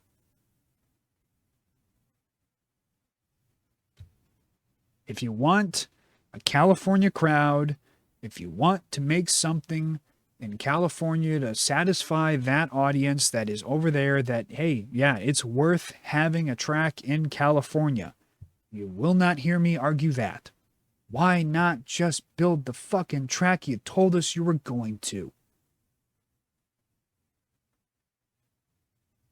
Because the race itself, Cup Series wise, not even the most interesting thing that happened from the weekend coming out of that race. The most interesting thing that came out of that race was the fucking Noah Gragson, Kevin Magnussen thing. Which, speaking of that, let's get into that. So for anybody who didn't watch the race or didn't see some of the post-race in-car video clips that people put out on Twitter, basically, long story short, for like 33rd or 32nd, Kevin Magnussen, who, for anybody who doesn't know, I don't know if he's still in F1, but if he's not, he was a former F1 driver for Haas. This weekend was driving the Project 91 Trackhouse car. Now, this Project 91 car has been around for a minute, and they brought it back here this past weekend for San Diego, which makes sense. It's supposed to be a special event, so we'll bring in a special driver, and they brought in Kevin Magnussen. And he had points where he was running decently well. I had him in my garage for my NASCAR fantasy lineup thing, and ended up having to put him in because SVG obviously wrecked out. But he had points where he was running well, not top 10, not top 5, but running around 15th at best. All things considered, his first race ever in a Cup Series car. He's used to open wheel cars. Didn't expect the world from him. You know, chaos was going to have to reign in order for him to do pretty well. I didn't expect an SVG type run of winning in like his first race ever. Did not expect that. He and Noah Gragson, as we were talking about Noah Gragson earlier, running in the 4, he and Noah Gragson got into a bit of a scuffle on track. Now, I've watched this multiple times. I'm also going to play a clip here from Kevin Magnussen's in-car radio. And then we'll play some other clips as well. But long story short, what ended up happening was for like 32nd or 33rd or whatever, somewhere in the 30s, somewhere in the back half of the field, Magnussen, who supposedly, I'm not watching F1 every week, but supposedly he is a pretty aggressive driver by open wheel standards. He's not afraid to have car contact when he's raced for Haas. So he fits right in with NASCAR. And even as he said in his post-race interview, like he's seen how we've drove, and so he was kind of just trying to fit in, basically. One of the corners, don't remember what number, he went to go try to make a pass on Noah, supposedly, by diving to the inside, to the left. And Noah shut the door on him, kind of went to the left back and blocked him. And he hit Noah pretty hard in the rear end. Like he pretty hard hit him in the back. Wasn't able to complete the pass. They keep driving on. There's a couple other times where he gets to his inside and, you know, Noah doesn't cut him any breaks, kind of runs him pretty hard. Doesn't let him by or anything like that. Which is Noah's prerogative in some way, shape, or form. But it's pretty obvious by the clips that you're watching that Magnussen is faster and Noah is slower. So he keeps trying to make a pass, There's the bus stop, which is like one of the last couple corners. Magnussen gets another run, dives it into the inside. He's probably going to have him cleared. And then there's contact between him and Noah going through the bus stop, which gets Magnussen out of control a little bit, or gets him a little bit uncomfortable, a little bit loose, whatever. Has to kind of try to save it going through the bus stop, and allows Noah to get back by him again. And this gets to a point where one of the turn 3, turn 4, whatever it is, I think it's turn 3, going across the railroad tracks, Magnussen gets back to his inside, whether it's intentional or accidental, I'm not going to claim. But basically, long story short, Magnussen gets to the inside of Noah for a final time and just turns him. Noah goes spinning backwards, facing the wrong way, and Magnussen drives away. Noah's day was then over. He was done for the day. But he stuck around to talk with Kevin Magnussen and try to get exactly what his issue was. I played the clip a little bit earlier, but I will play it again here of what was said. Now, it's kind of hard to hear. If you heard the very beginning of the show, it's kind of hard to hear. There's like wind in the background and cars driving by, and it's kind of tough to hear exactly what's said. But let's go ahead and let's play the clip of Noah Gragson confronting Kevin Magnussen post-race and asking the question, what the fuck is your problem? Yeah, no hands. What is that wrong? Fucking hit me once. Then he hit me again.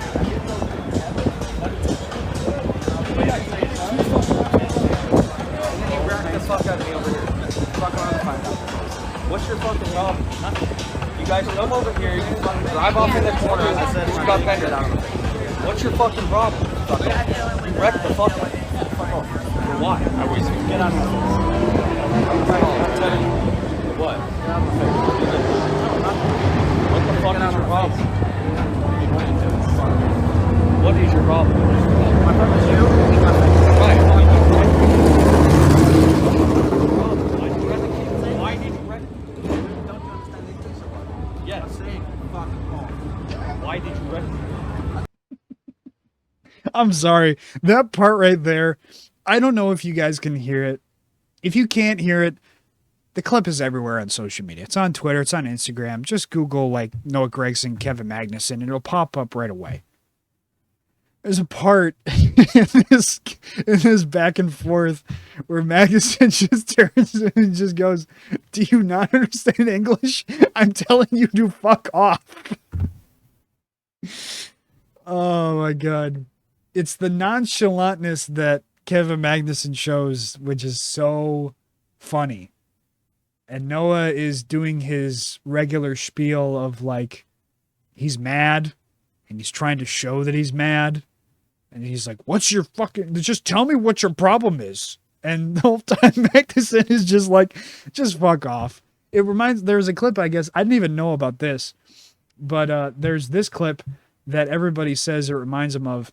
This is from F1. I don't even know what this is from, or when this was, but it was from F1 and when Magnussen was riding for Haas. It reminds me of this. Han prøver på udbanen. Once again, most unsportive driver of the Suck grid. my ball. Yeah, they're really good. Just suck my balls, mate. That is a legendary quote. That is a guy who does not give a single fuck at all. And honestly, like, if you're put in that spot, if you're told, hey, we're going to let you just drive this part-time car, no points are on the line, we're just going to let you go out there and run the race, and you don't really care about what's going on within the NASCAR Cup Series Championship or whatever. And really, let's be honest, who fucking, like, Noah Gragson's not running for the chase. He's not trying to run for a championship opportunity. He's out there just trying to make up as many points as he can and maybe have a couple good runs, which, by the way, was not having a good run at San Diego. And so when you're put in that position as somebody who obviously doesn't care, and somebody's mad at you over something that happened on track, and the guy's coming up to you be like, what's your fucking problem, man? You know immediately in your head, like, I never need to see this person ever again. I'm never going to race in NASCAR probably ever again for the rest of my life. This is a one-time thing that does not affect me in any way, shape, or form. I'm getting paid to do this, and this is the only reason why I'm probably here, besides the fun of saying, hey, I got to compete in a NASCAR race. There's nothing that hurts the team that I'm running for. Like, this is just a one-off thing for the team that I'm running for. So really, at the end of the day, yeah, if I wreck the car or whatever, that'll probably hurt them a little bit financially. But if I bring the car home in one piece, they're going to be, kind of okay. They'll probably break out even, or maybe even make some money off of it. So again, who cares? And then you get this guy in your face like, what the fuck's your problem? So I don't really, it's not the end of the world to me that Magnussen's like, just fuck off. Like, I don't care. Get away from me. It's pretty funny. I'm not gonna lie. What does that mean? So it's very hard to hear. Whenever Magnussen talks, it seems like it's really hard to hear. I don't know if he's just talking softly or camera's not picking him up. But basically, he said there, he's like, you fucked around and you did something wrong, so you found out. And Noah's just like, what the fuck does that mean?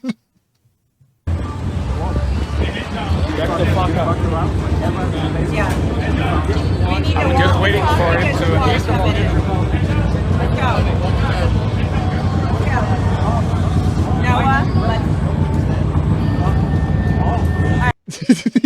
Again, hard to hear him, but if you didn't hear what he said there, Noah like stops and he tries to say something more to Kevin, and Magnussen just finally just goes, do you not understand me? I'm saying fuck off.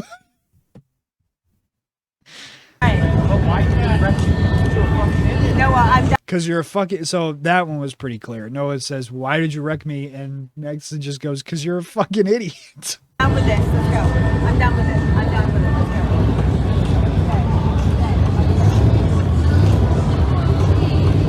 And then a very awkward exchange as they walk away. Look, before I say anything else, I will play some other small stuff here. Here is somebody caught up with Noah after the fact. There's this Jerry Jordan guy. Not a friend of the show. This guy sounds like a cuck. But he tried to ask Noah a couple questions here after he had his conversations with Kevin Magnussen. This is what Noah had to say. Obviously, he's not on your Christmas card list. I got destroyed by him. What's it going to look like? What do you have to say when you talk to him? Said fuck off, basically.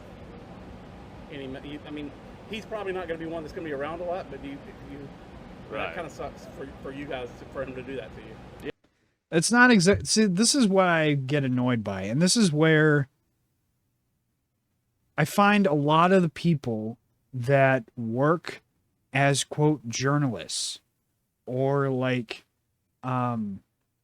pit reporters or whatever. These people that work for so-called news people. I find a lot of them to just be fans, that they're not actually there to do the job of being a reporter. Because the job of a reporter is to actually ask questions, not just make statements. Like this guy, this has nothing to do with Noah. This has everything to do with the fucking guy asking the question. The guy just says this.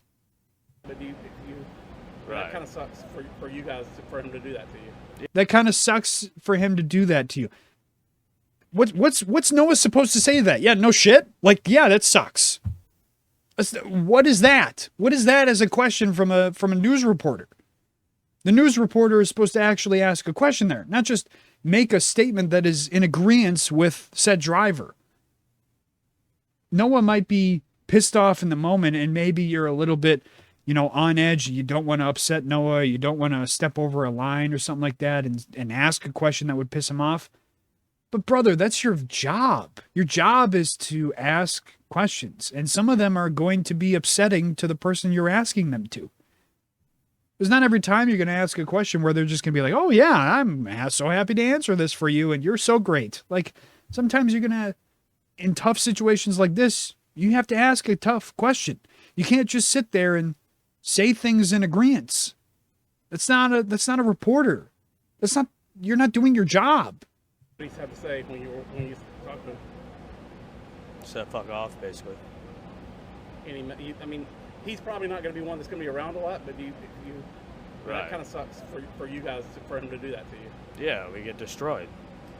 I mean, that's almost like something you would say on like a podcast when you're just talking to when you're trying to talk to like a friend, or you're trying to talk to somebody that you're just, trying to be friendly with. You're not actually doing the job of a reporter. What were your words when you walked up to him? I just want to know what his fucking problem was. What did he say to that? He said fuck off, mate. Wow. Okay. That's crazy. I mean, That's crazy. Yes. Again, that's not do the job of a reporter. Don't just whatever. Just move on. I would have thought that somebody's been in his experience level, you might have at least gotten somewhat of a conversation out of it. Again, we get it. You want to be friendly to him because you want him to think you're a good guy and be friendly. And so therefore, you're just going to say something that he would agree with. You're going to say the obvious thing of, you'd think that somebody in his position, it's like no one fucking cares about your opinion. We only want to hear what Noah has to say. We don't care about you kissing his ass and telling him, yes, Noah, you're right. You would think that somebody in his position who's raced that much would be a little bit more respectful or be better or whatever. Like, no one fucking cares about that from you. Somebody's been in his experience level, you might have at least gotten somewhat of a conversation out of it. It is what it is. Take care. We'll see you next week. Yeah, see you next week. Let me suck your dick a little bit fucking more. Jesus Christ. That's what Noah had to say. Basically, again, just summing up what Magnussen had to say. Let me see if I can find... Here. I might have What to did Noah have here. Let's go ahead and this is what Magnussen had to say after he talked to Noah. to say? A whole lot of stuff that I can't say on camera. Have you ever been in an interaction like that before with another driver? No, I have not. You know, but I've watched NASCAR before, so I know that's how you guys play it. So, no, it's what it is. I mean, he was playing a bit stupid out there. He could have had a good race, but he chose not to. Kevin, I heard you describe this race as a fist fight. How would you rate your NASCAR experience? Look, I felt like I was in a fist fight the whole way the race through, and you know, honestly, everyone was driving so well, and I think, you know, yeah, it's tough racing, but people have respect for their heart. You know, you can't mess around. You know, you'll find out. So I think, you know, I like that kind of racing, and big respect to everyone except, you know, that one guy. But you know, that's you know, I'll deal with that. Notice how those pit reporters just actually asked questions. They didn't just make statements. They actually asked questions to Kevin that he therefore could answer reasonably. Thoughts on the situation, though. There was something else I wanted to play, actually. Hold on. There was a clip of... let me see if I can find this one. Should have it around here. What? That was the Corey Heim one. There was one where Magnussen talked about... he said something on the radio where he basically explained his issue with Noah in some type of way. I'm trying to find it here. That's a different one. I hate the fact that I lost this. I literally had it, and now I lost it. Maybe I can find it in here. Nope. That's definitely not it. Oh, this is bugging me. This is bugging me. I can't find it now. I'll find it here in a bit. Oh no, wait, I found it. Never mind. It's okay. I'm stuck behind this guy. I don't know who he is. I bumped him, but he turned out in front of me, so he's angry with me. I'll clear him at some point and then pick up a good pace.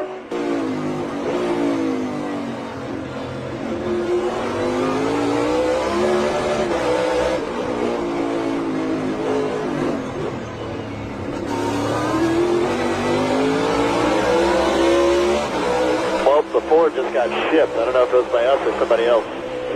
It was us. That first part was Kevin Magnussen talking about Noah, obviously. Okay, so I will just start off by saying this.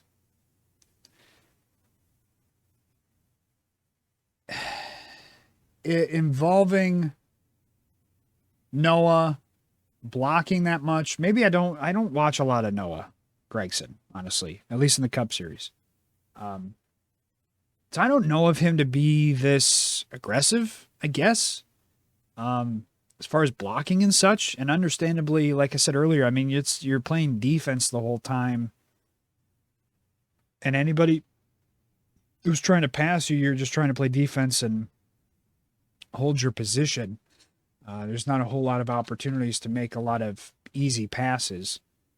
So it's a lot of just playing defense and trying to hold your spot. But, number one, it is 30-something. If you're 30-something, you're 32nd or 33rd. In the grand scheme of things, 33rd to 34th or 32nd to 33rd is fucking nothing. It's fucking nothing. It's like nothing as far as points. It's probably nothing as far as money. If you're in the 30s, you're fucked either way. And as far as I'm concerned, your goal should just be trying to get the car to the goddamn end of the race clean. If you've got no car, you got no speed, you got nothing under you, you're running like shit, and you're just trying to survive to the end, why are you blocking somebody who's just trying to pass you? Who's obviously faster than you? There's a difference between if it's for first, which we'll get to later, and if it's for fucking 30th. So congratulations to Noah. You've ran like shit for most of this season, number one. Number two, you are now, because you've ran like shit all season, you're now on the hot seat to where there's a microscope on you that there's probably a good chance that you may or may not come back to the current ride you're at the 4-car. And number three, you're racing with somebody who is part-time, who's in your eyes probably a nobody because he's just some open wheel guy who's coming here for fun.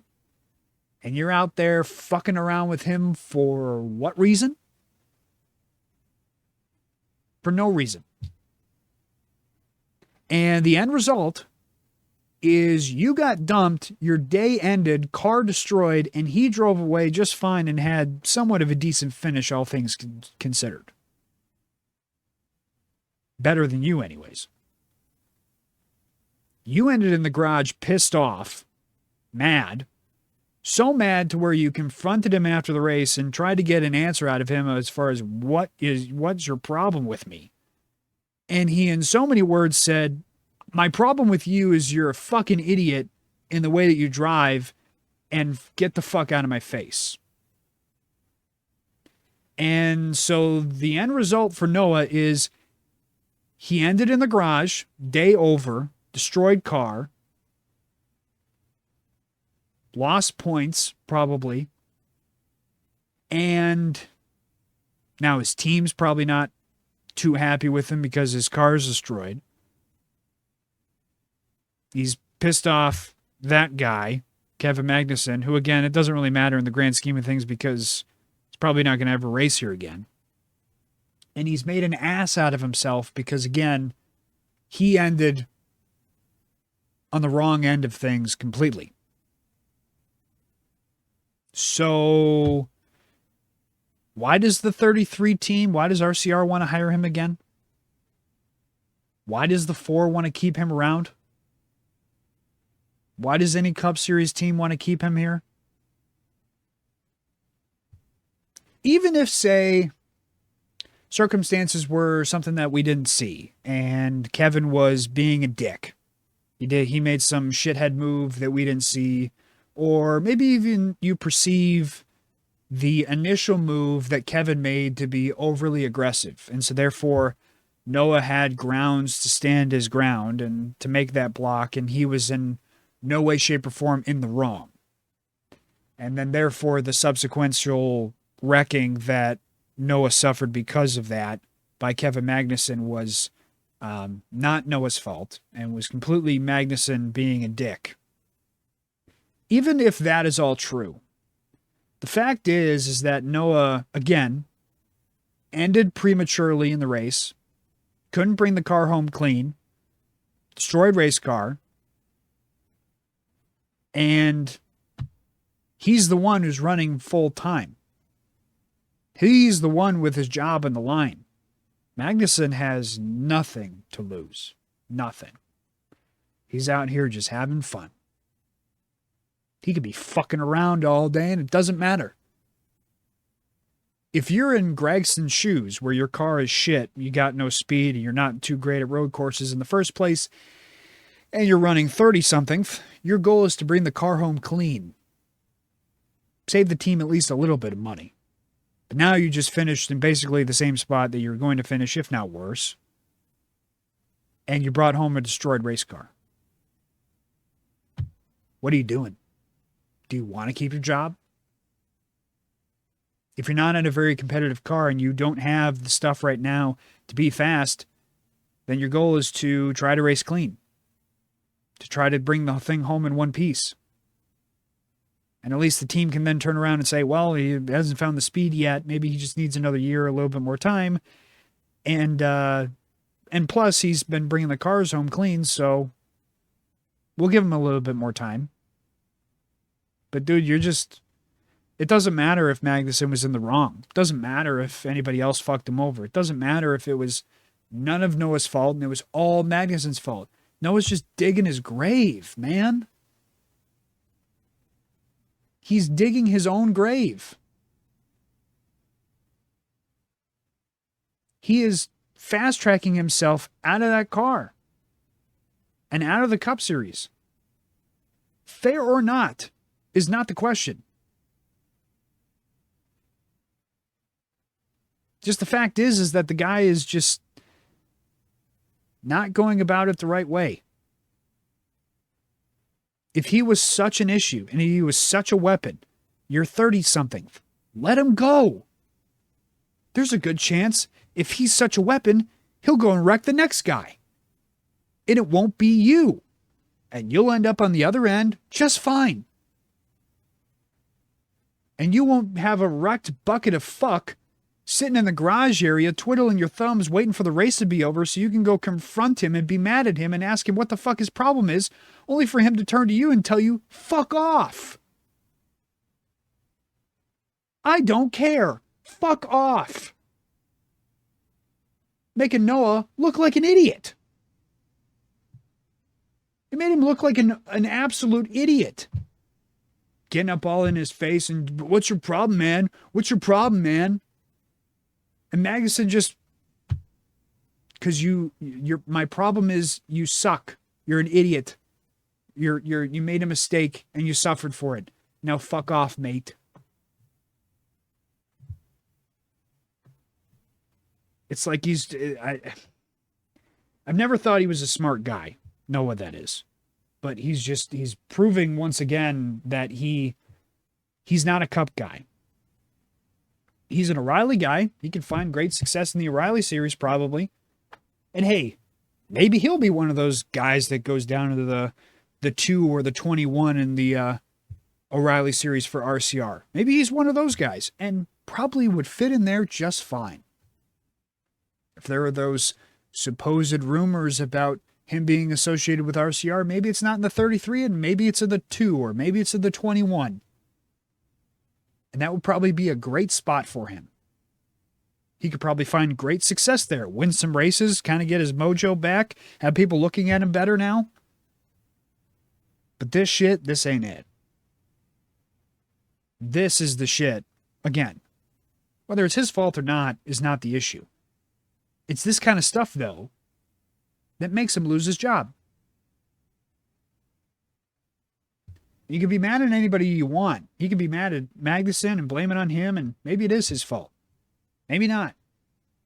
All I know is Magnussen's part-time, and he's probably never going to come back to the NASCAR Cup Series, at least for the rest of the season. For sure. Maybe never again. Noah's out here fighting for his fucking job. So why are you fucking with somebody who has no bearing on your season, really, or shouldn't have any bearing on your season? If you give up that one spot, there's really no bearing on your season. It's not like, oh, there goes my opportunity to make the chase. Like, in the grand scheme of things, it's nothing. Be smarter and let him go. Especially, again, because it's for like 30th. Whatever. Speaking of letting people go, I want to talk about this too. The last pass for the win between Corey Heim and Tyler Reddick. By the way, congratulations to Corey Heim. First ever Cup Series victory in a part-time season this season. Yes, it took a good amount of chaos with Zilich being out and SVG being out and a lot of other good cars being out and guys finding trouble. And yes, it took all that for that to happen. But at the same time, like I said earlier, he put himself in the right position, got himself towards the front, and made the last lap pass work. Or at least he halfway made the pass work. There's a lot of people that I see that are praising Tyler Reddick for his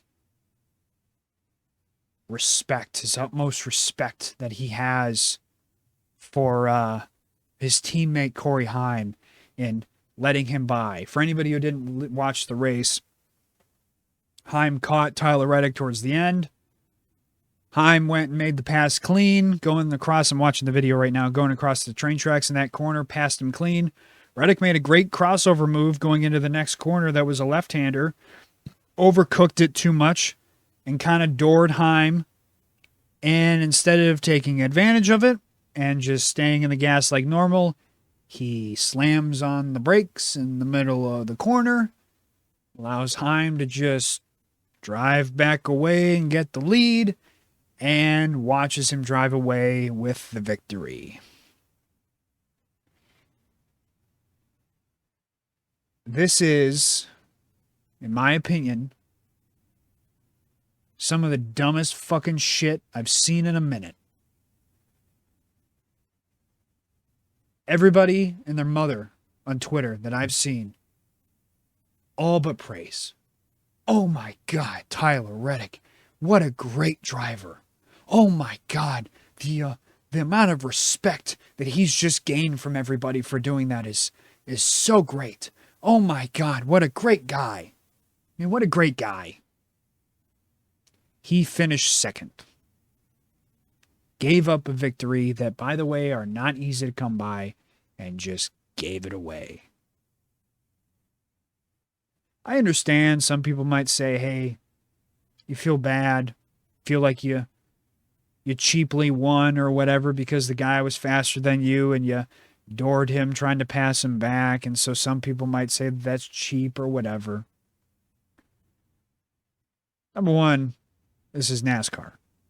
Contact comes with the territory, especially on close quarters racing like this at a road course where making passes is extremely hard. And so therefore, there's going to inevitably be contact. I mean, even when Corey Heim made the pass on Tyler Reddick, there was close quarters, leaning on each other a little bit there. By the way, Corey was not exactly giving Tyler Reddick a ton of room. Right there, going across, I'm watching the video, and you can't see it, obviously, but if you go back and watch as they're going through turn 3, the one, like I said earlier, the one that goes across the train tracks coming out of that corner, Corey Heim isn't exactly giving him a ton of room. He's like giving him no room, where he's just got no space in between him and the wall, trying to, again, put him in as bad of a spot as he can. So there was a little bit of contact there as they were coming across the train tracks. And then they go into the next corner, turn 4, and Reddick did kind of the same thing. The only difference is that Corey got a little bit more out of control because of that contact. I mean, Reddick threw it in there a good amount, but there was barely, it was just a kiss. It was just a kiss in the door, which was enough to kind of get Corey, like I said, out of the groove and make him have to save it. But there's nothing egregious with that. And in the moment, he felt so bad and he felt so awful that he slammed on the fucking brakes and gave it to him. I understand that, it's a 23-11 teammate, so if it was anybody else, he probably wouldn't have done that. Number one, dude, you're fighting for a championship. You're trying to fight to get yourself in the best position that you can to win a championship. Your goal, knowing that there is a big fucking bonus with winning a race versus second place to where it's really worth it. By the way, that points gap that you had on second place has shrunk to nothing over the last how many weeks, because your team owner there is catching you real freaking quick, and he's having one of his best seasons that he's had in a minute, at least so far. Winning a bunch of races, won 3 in a row not in the last couple weeks, has caught you real freaking quick. Your goal is to try to, again, keep that distance as much as you can, because you don't want to go into the chase giving him that big 25-point or whatever advantage over you if you're second place in the points. You don't want to give that to him. You're trying to win a championship here. And instead, he just is fine just giving points away. Like somebody said on Twitter, at Bobby Crankum, friend of the show, says on Twitter, he quote tweeted somebody who said, Reddick tapping the brakes here is unreal amount of respect. Teammate or not, you never see that these days. Yeah, there's a reason why you never see that these days, because it's fucking dumb. But this Bobby Crankham guy quote tweets it and says, quote, maybe the gayest thing I've ever seen. Use your fenders and race each other. Tyler Reddick is the definition of a cuck loser. Pull over and let another man bang your wife too. Who cares anymore, right, Tyler Reddick? We clearly aren't here to race for wins. We just want to be fair. Should have said we just want to be friends. Somebody also responded to that tweet saying, this is how most drivers in the 80s/90s heyday, you people love to fillet raced each other. You're just too fucking stupid to remember. Bobby Crankham responds, and he just says, holy smokes, this guy is retarded. Yeah, I want anybody and everybody to go back and watch old school races and tell me somebody who, when racing for the win, see, here's the difference. If it's for second, third, fourth, fifth, sixth, seventh, 8th, 9th, 10th, 11th, 12th, 13th, 14th, 15th, all the way back to 43rd back in the day. Nowadays, 40th at most. If it's for anything else, like just a mid-level position, last lap, okay, what's the difference between 1 point really if I keep the thing clean and I finish 9th versus 8th? You know, I still get a top 10. Still a good finish. I'm keeping myself out of trouble here at the end and, you know, being smart in that case. This is for the win. This is like the point of what we're racing for. This is like why we're here. The goal of the race is not to finish just in the top 10. Or just in the top 5. Or just bring the car home clean. The goal of the race, inevitably, is to win. And look at the all-time wins list. In the grand scheme of things, it's fucking hard to win in the Cup Series. It's really, really hard. And sure, plenty of other people who get with good cars and run pretty well, and they get to win 60, 70, 80 races. But those are very, very few and far between. They come very rarely in the grand scheme of things over your entire career. And listen, hey, Tyler Reddick is having his career year. Best year of his career. Who's to say next year he won't be back to what he was before? Remember what he was last year? What, not even winning a fucking race, just barely close to the top 16 of points or something like that? Let's look. Tyler Reddick in Racing Reference. Or who's to say 23-11 as a whole won't fall off? Yeah, last year. No wins. Didn't win one race. Yeah, he made the playoffs. Ended up finishing 9th.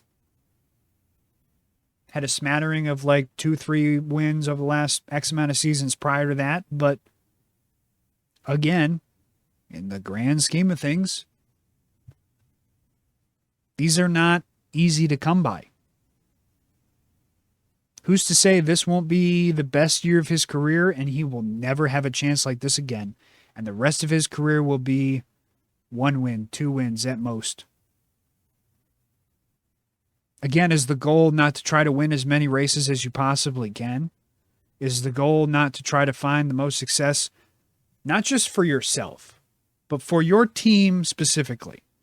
Well, he's racing a 2311 car. Listen, numbnuts, that's not what I'm talking about. What I'm talking about is his guys specifically. If the 67 car wins, the amount of money that the payout is doesn't go to the 45 car team, it goes to the 67 team. So, sure, Denny Hamlin and Michael Jordan don't give a fuck. Money's the same either way. But the guys who are specifically on the 45 team, they care. And I don't know anybody in their right mind who would watch the guy piloting the car that you, number one, put in hours upon hours upon hours upon hours of time in the garage building, R&D, setups, everything from the fucking wrap on the outside of the car to building the goddamn chassis. I don't know any of those guys. Plus the crew members that make the drive out to. They don't hop on the private plane that probably Tyler Reddick is on. They sit in the fucking hauler and they make that long fucking drive all the way to San Diego, California from Charlotte, North Carolina, across the entire country, sitting in that fucking hauler, away from their families, time spent that they could have been doing something else, over there in San Diego, California, stuck on a goddamn naval base, busting their ass all day to keep him in contention to try to win the race. They see he has an opportunity to win, and he gives it away. If you're a part of that 45 team, how are you okay with that? How do you just accept that? How do you, as a competitor, as somebody who wants to win, who wants to succeed, who wants to see their group of guys beat everybody else every single weekend, that's the goal. How do you, as an athlete, if you're a part of the actual crew who hops over the wall, how do you sit there and just take that and you're okay with that? How are you okay with that? That's like, if you want to make the comparison to a stick and ball sport, that's like the quarterback driving you down the field, and because you get away with a call that should have been called the flag, somebody, or there's a roughing the passer call on you that shouldn't have been called, and you go to the referee and go, no, that wasn't roughing the passer. Pick up the flag. And it's some really important 4th down, 4th and 10. You go to make a throw and miss the throw, and you get hit as you make the throw, and they throw the fucking flag for roughing the passer, even though it shouldn't have been roughing the passer. And you go to the referee and say, no. Pick up the flag. That wasn't a penalty. Give the ball back to them. And you just hand them the game. All your linemen, all your receivers, your running back, all of the guys on defense, all the guys on special teams, every single coach, assistant coach, coordinator, the owner of the team, every single fan in that arena would turn to you and go, what the fuck is wrong with you? What are you doing? Oh, but that's unfair. That's not fair to that team. Who the fuck cares? Are you not here playing for us, or are you playing for them?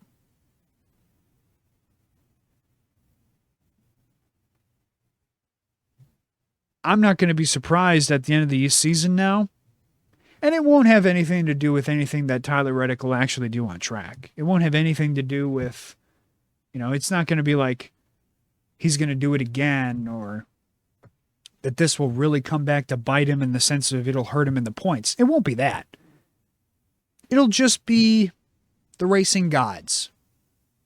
The racing gods will come down, and instead of people thinking, oh no, the racing gods will come down and help Tyler, no, they won't. They'll make sure he doesn't win this championship. They will take it from him, and they will give it to Denny.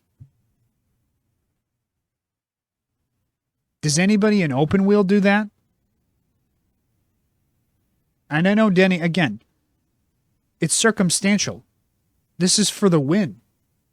This is not for second, third, fourth, fifth, sixth. This is not for some mid-pack. This is like Denny had a thing on his podcast that he said, where he's like, what people don't see is that happens in the middle of the pack all the time. Yeah. No shit. It happens in the middle of the pack all the time because, again, it's for 15th. And the 15th and 14th is nothing. And so when it's for 15th, it's like, what the fuck am I doing? This is for like nothing. But when it's for the win and you bust your ass all those 75 laps to get yourself in a position where you can win. And again, these are rare. I don't care how well you're running all year. These are rare to find. Who the fuck is just going to turn and hand it to somebody? What the fuck is wrong with you? And I don't even, this is not like, oh, you're just a fan. You want to see hard racing. You want to see contact. No. This is purely from the perspective of somebody that if I were a part of his team, or if I was the crew chief, I was a crew member, I was an engineer on the car, I helped in any way, shape, or form to put this car on the track, I want to see this thing win. And if it gets in the position where it can win, I want to see it do anything and everything it takes to try to win. Because that's the fucking goal of what we're doing, is to try to win. And when that is no longer the goal, then you've lost the plot. Then you're not racing anymore. Is Denny going to be openly mad and criticize Tyler Reddick for what he did? No, because again, at the end of the day, it was his teammate.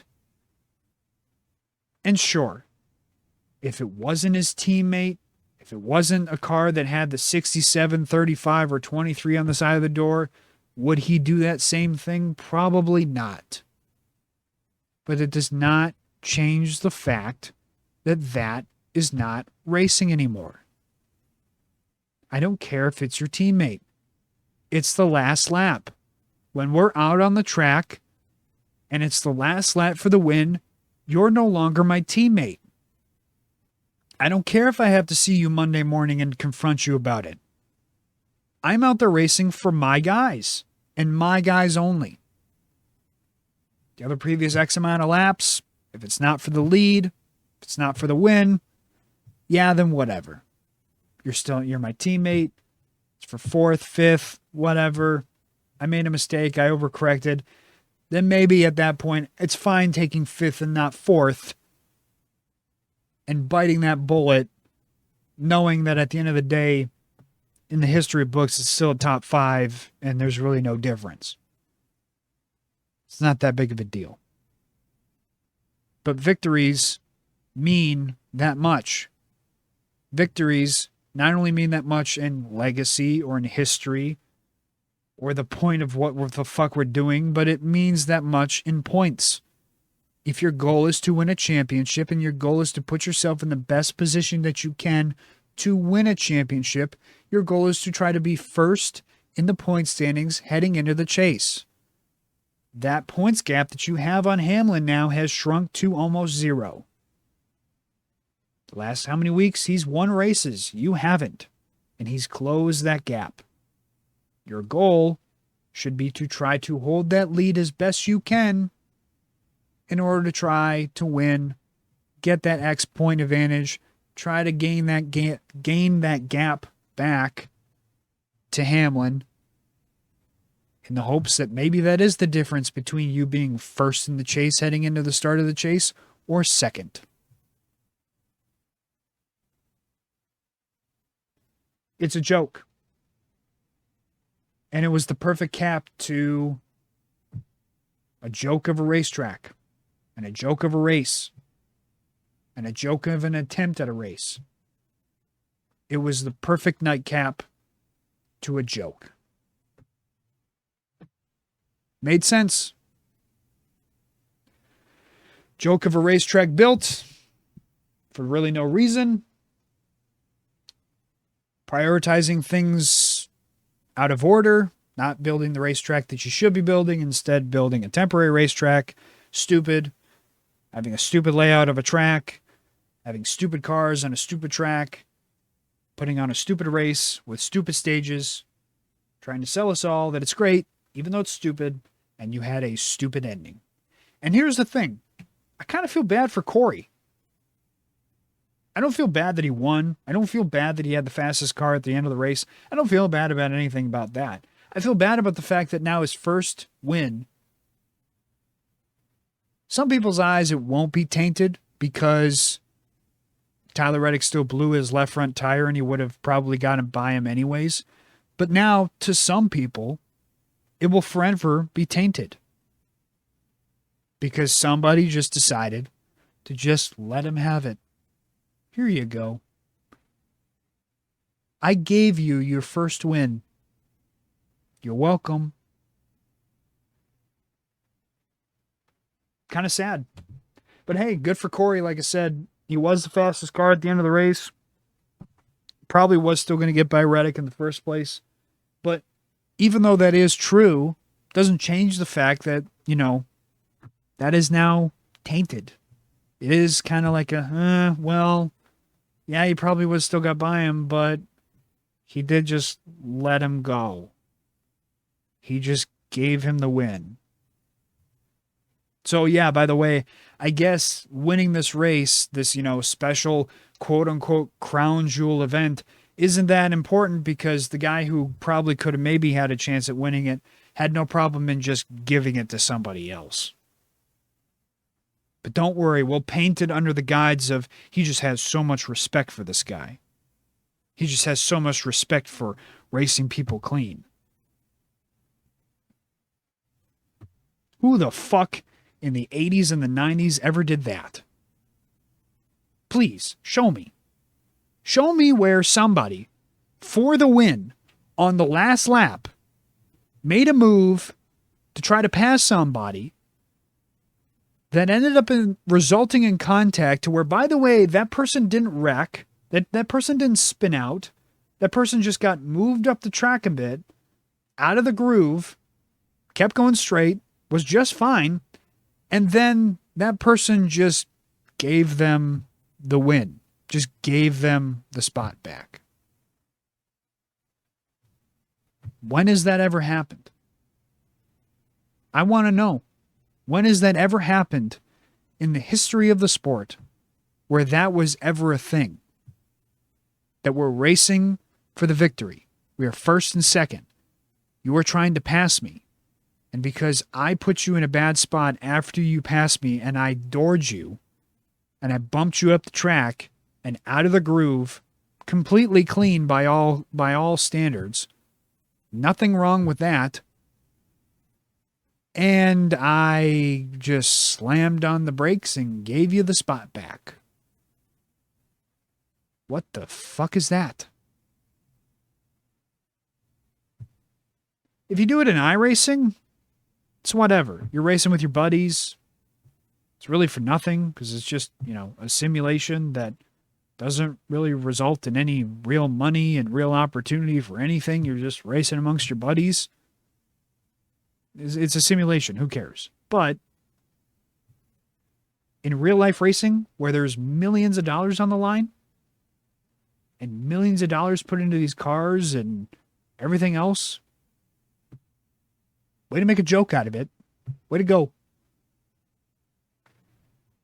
I could run through the Truck Series and the O'Reilly Series races, but like I said, it was more of the same as far as my feelings on those. Like I said, the O'Reilly Series race, they had the same type of pileup in turn one with Sam Mayer, and God, that was both of those looked really hard. I don't know if it was just because the wall moved so much that it looked that much harder, but they both look pretty freaking hard. The Sam Mayer in-car video, if you ever get a chance, search up Sam Mayer's in-car video for his crash at San Diego. That thing, I swear the wheel just came shooting at him. That thing came way, way too close to him after he hit the wall. But besides that, like I said, congratulations to Corey Heim. Congratulations to Lane Riggs on a victory in the Truck Series. He coined himself, what he coined himself? Lane Van Rigsbergen. After he won at San Diego this past weekend. And then everyone's favorite, Austin Hill, won at San Diego, did the burnout next to the number 8 for Kyle Busch. And I had everybody like him for about 24 hours. And it all went to shit on Sunday. But at this point, what do you expect? You know what he is. You should just expect that. And plus, he made a mistake. You know, guys make mistakes all the time. I think I'm going to wrap here, though. That covers pretty much everything I wanted to talk about, and I think I ran pretty freaking long on this one. Holy shit, I ran long on this. Thank you all so much for watching. Hope you all enjoyed. I will be back again next week, same time as always, Tuesdays at 6 a.m. Central, 7 a.m. Eastern Time. If you stayed this long, I appreciate you so much for listening and tuning into this whole thing. I think this is going to be another 2+ hour episode for sure.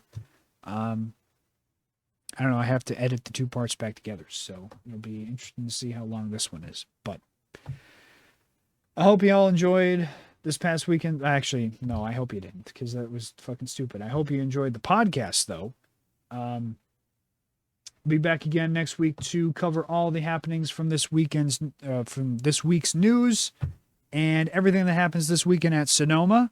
Can't imagine it'll be as eventful as this past weekend as we move from Prime to TNT now. It'll be nice to still have mostly the same faces and names a part of the broadcast. Junior still be there. Steve Latardo still be there. I think Adam out. I think it's just the same group from Prime is just doing TNT now. So that'll be nice. Hopefully pretty much the same vibe that we got from Prime we'll get on TNT. And we'll see. But again, thank you all so much for listening. Hope you all enjoyed. I will see y'all next week to talk some more shit on some more shit drivers. Take it easy.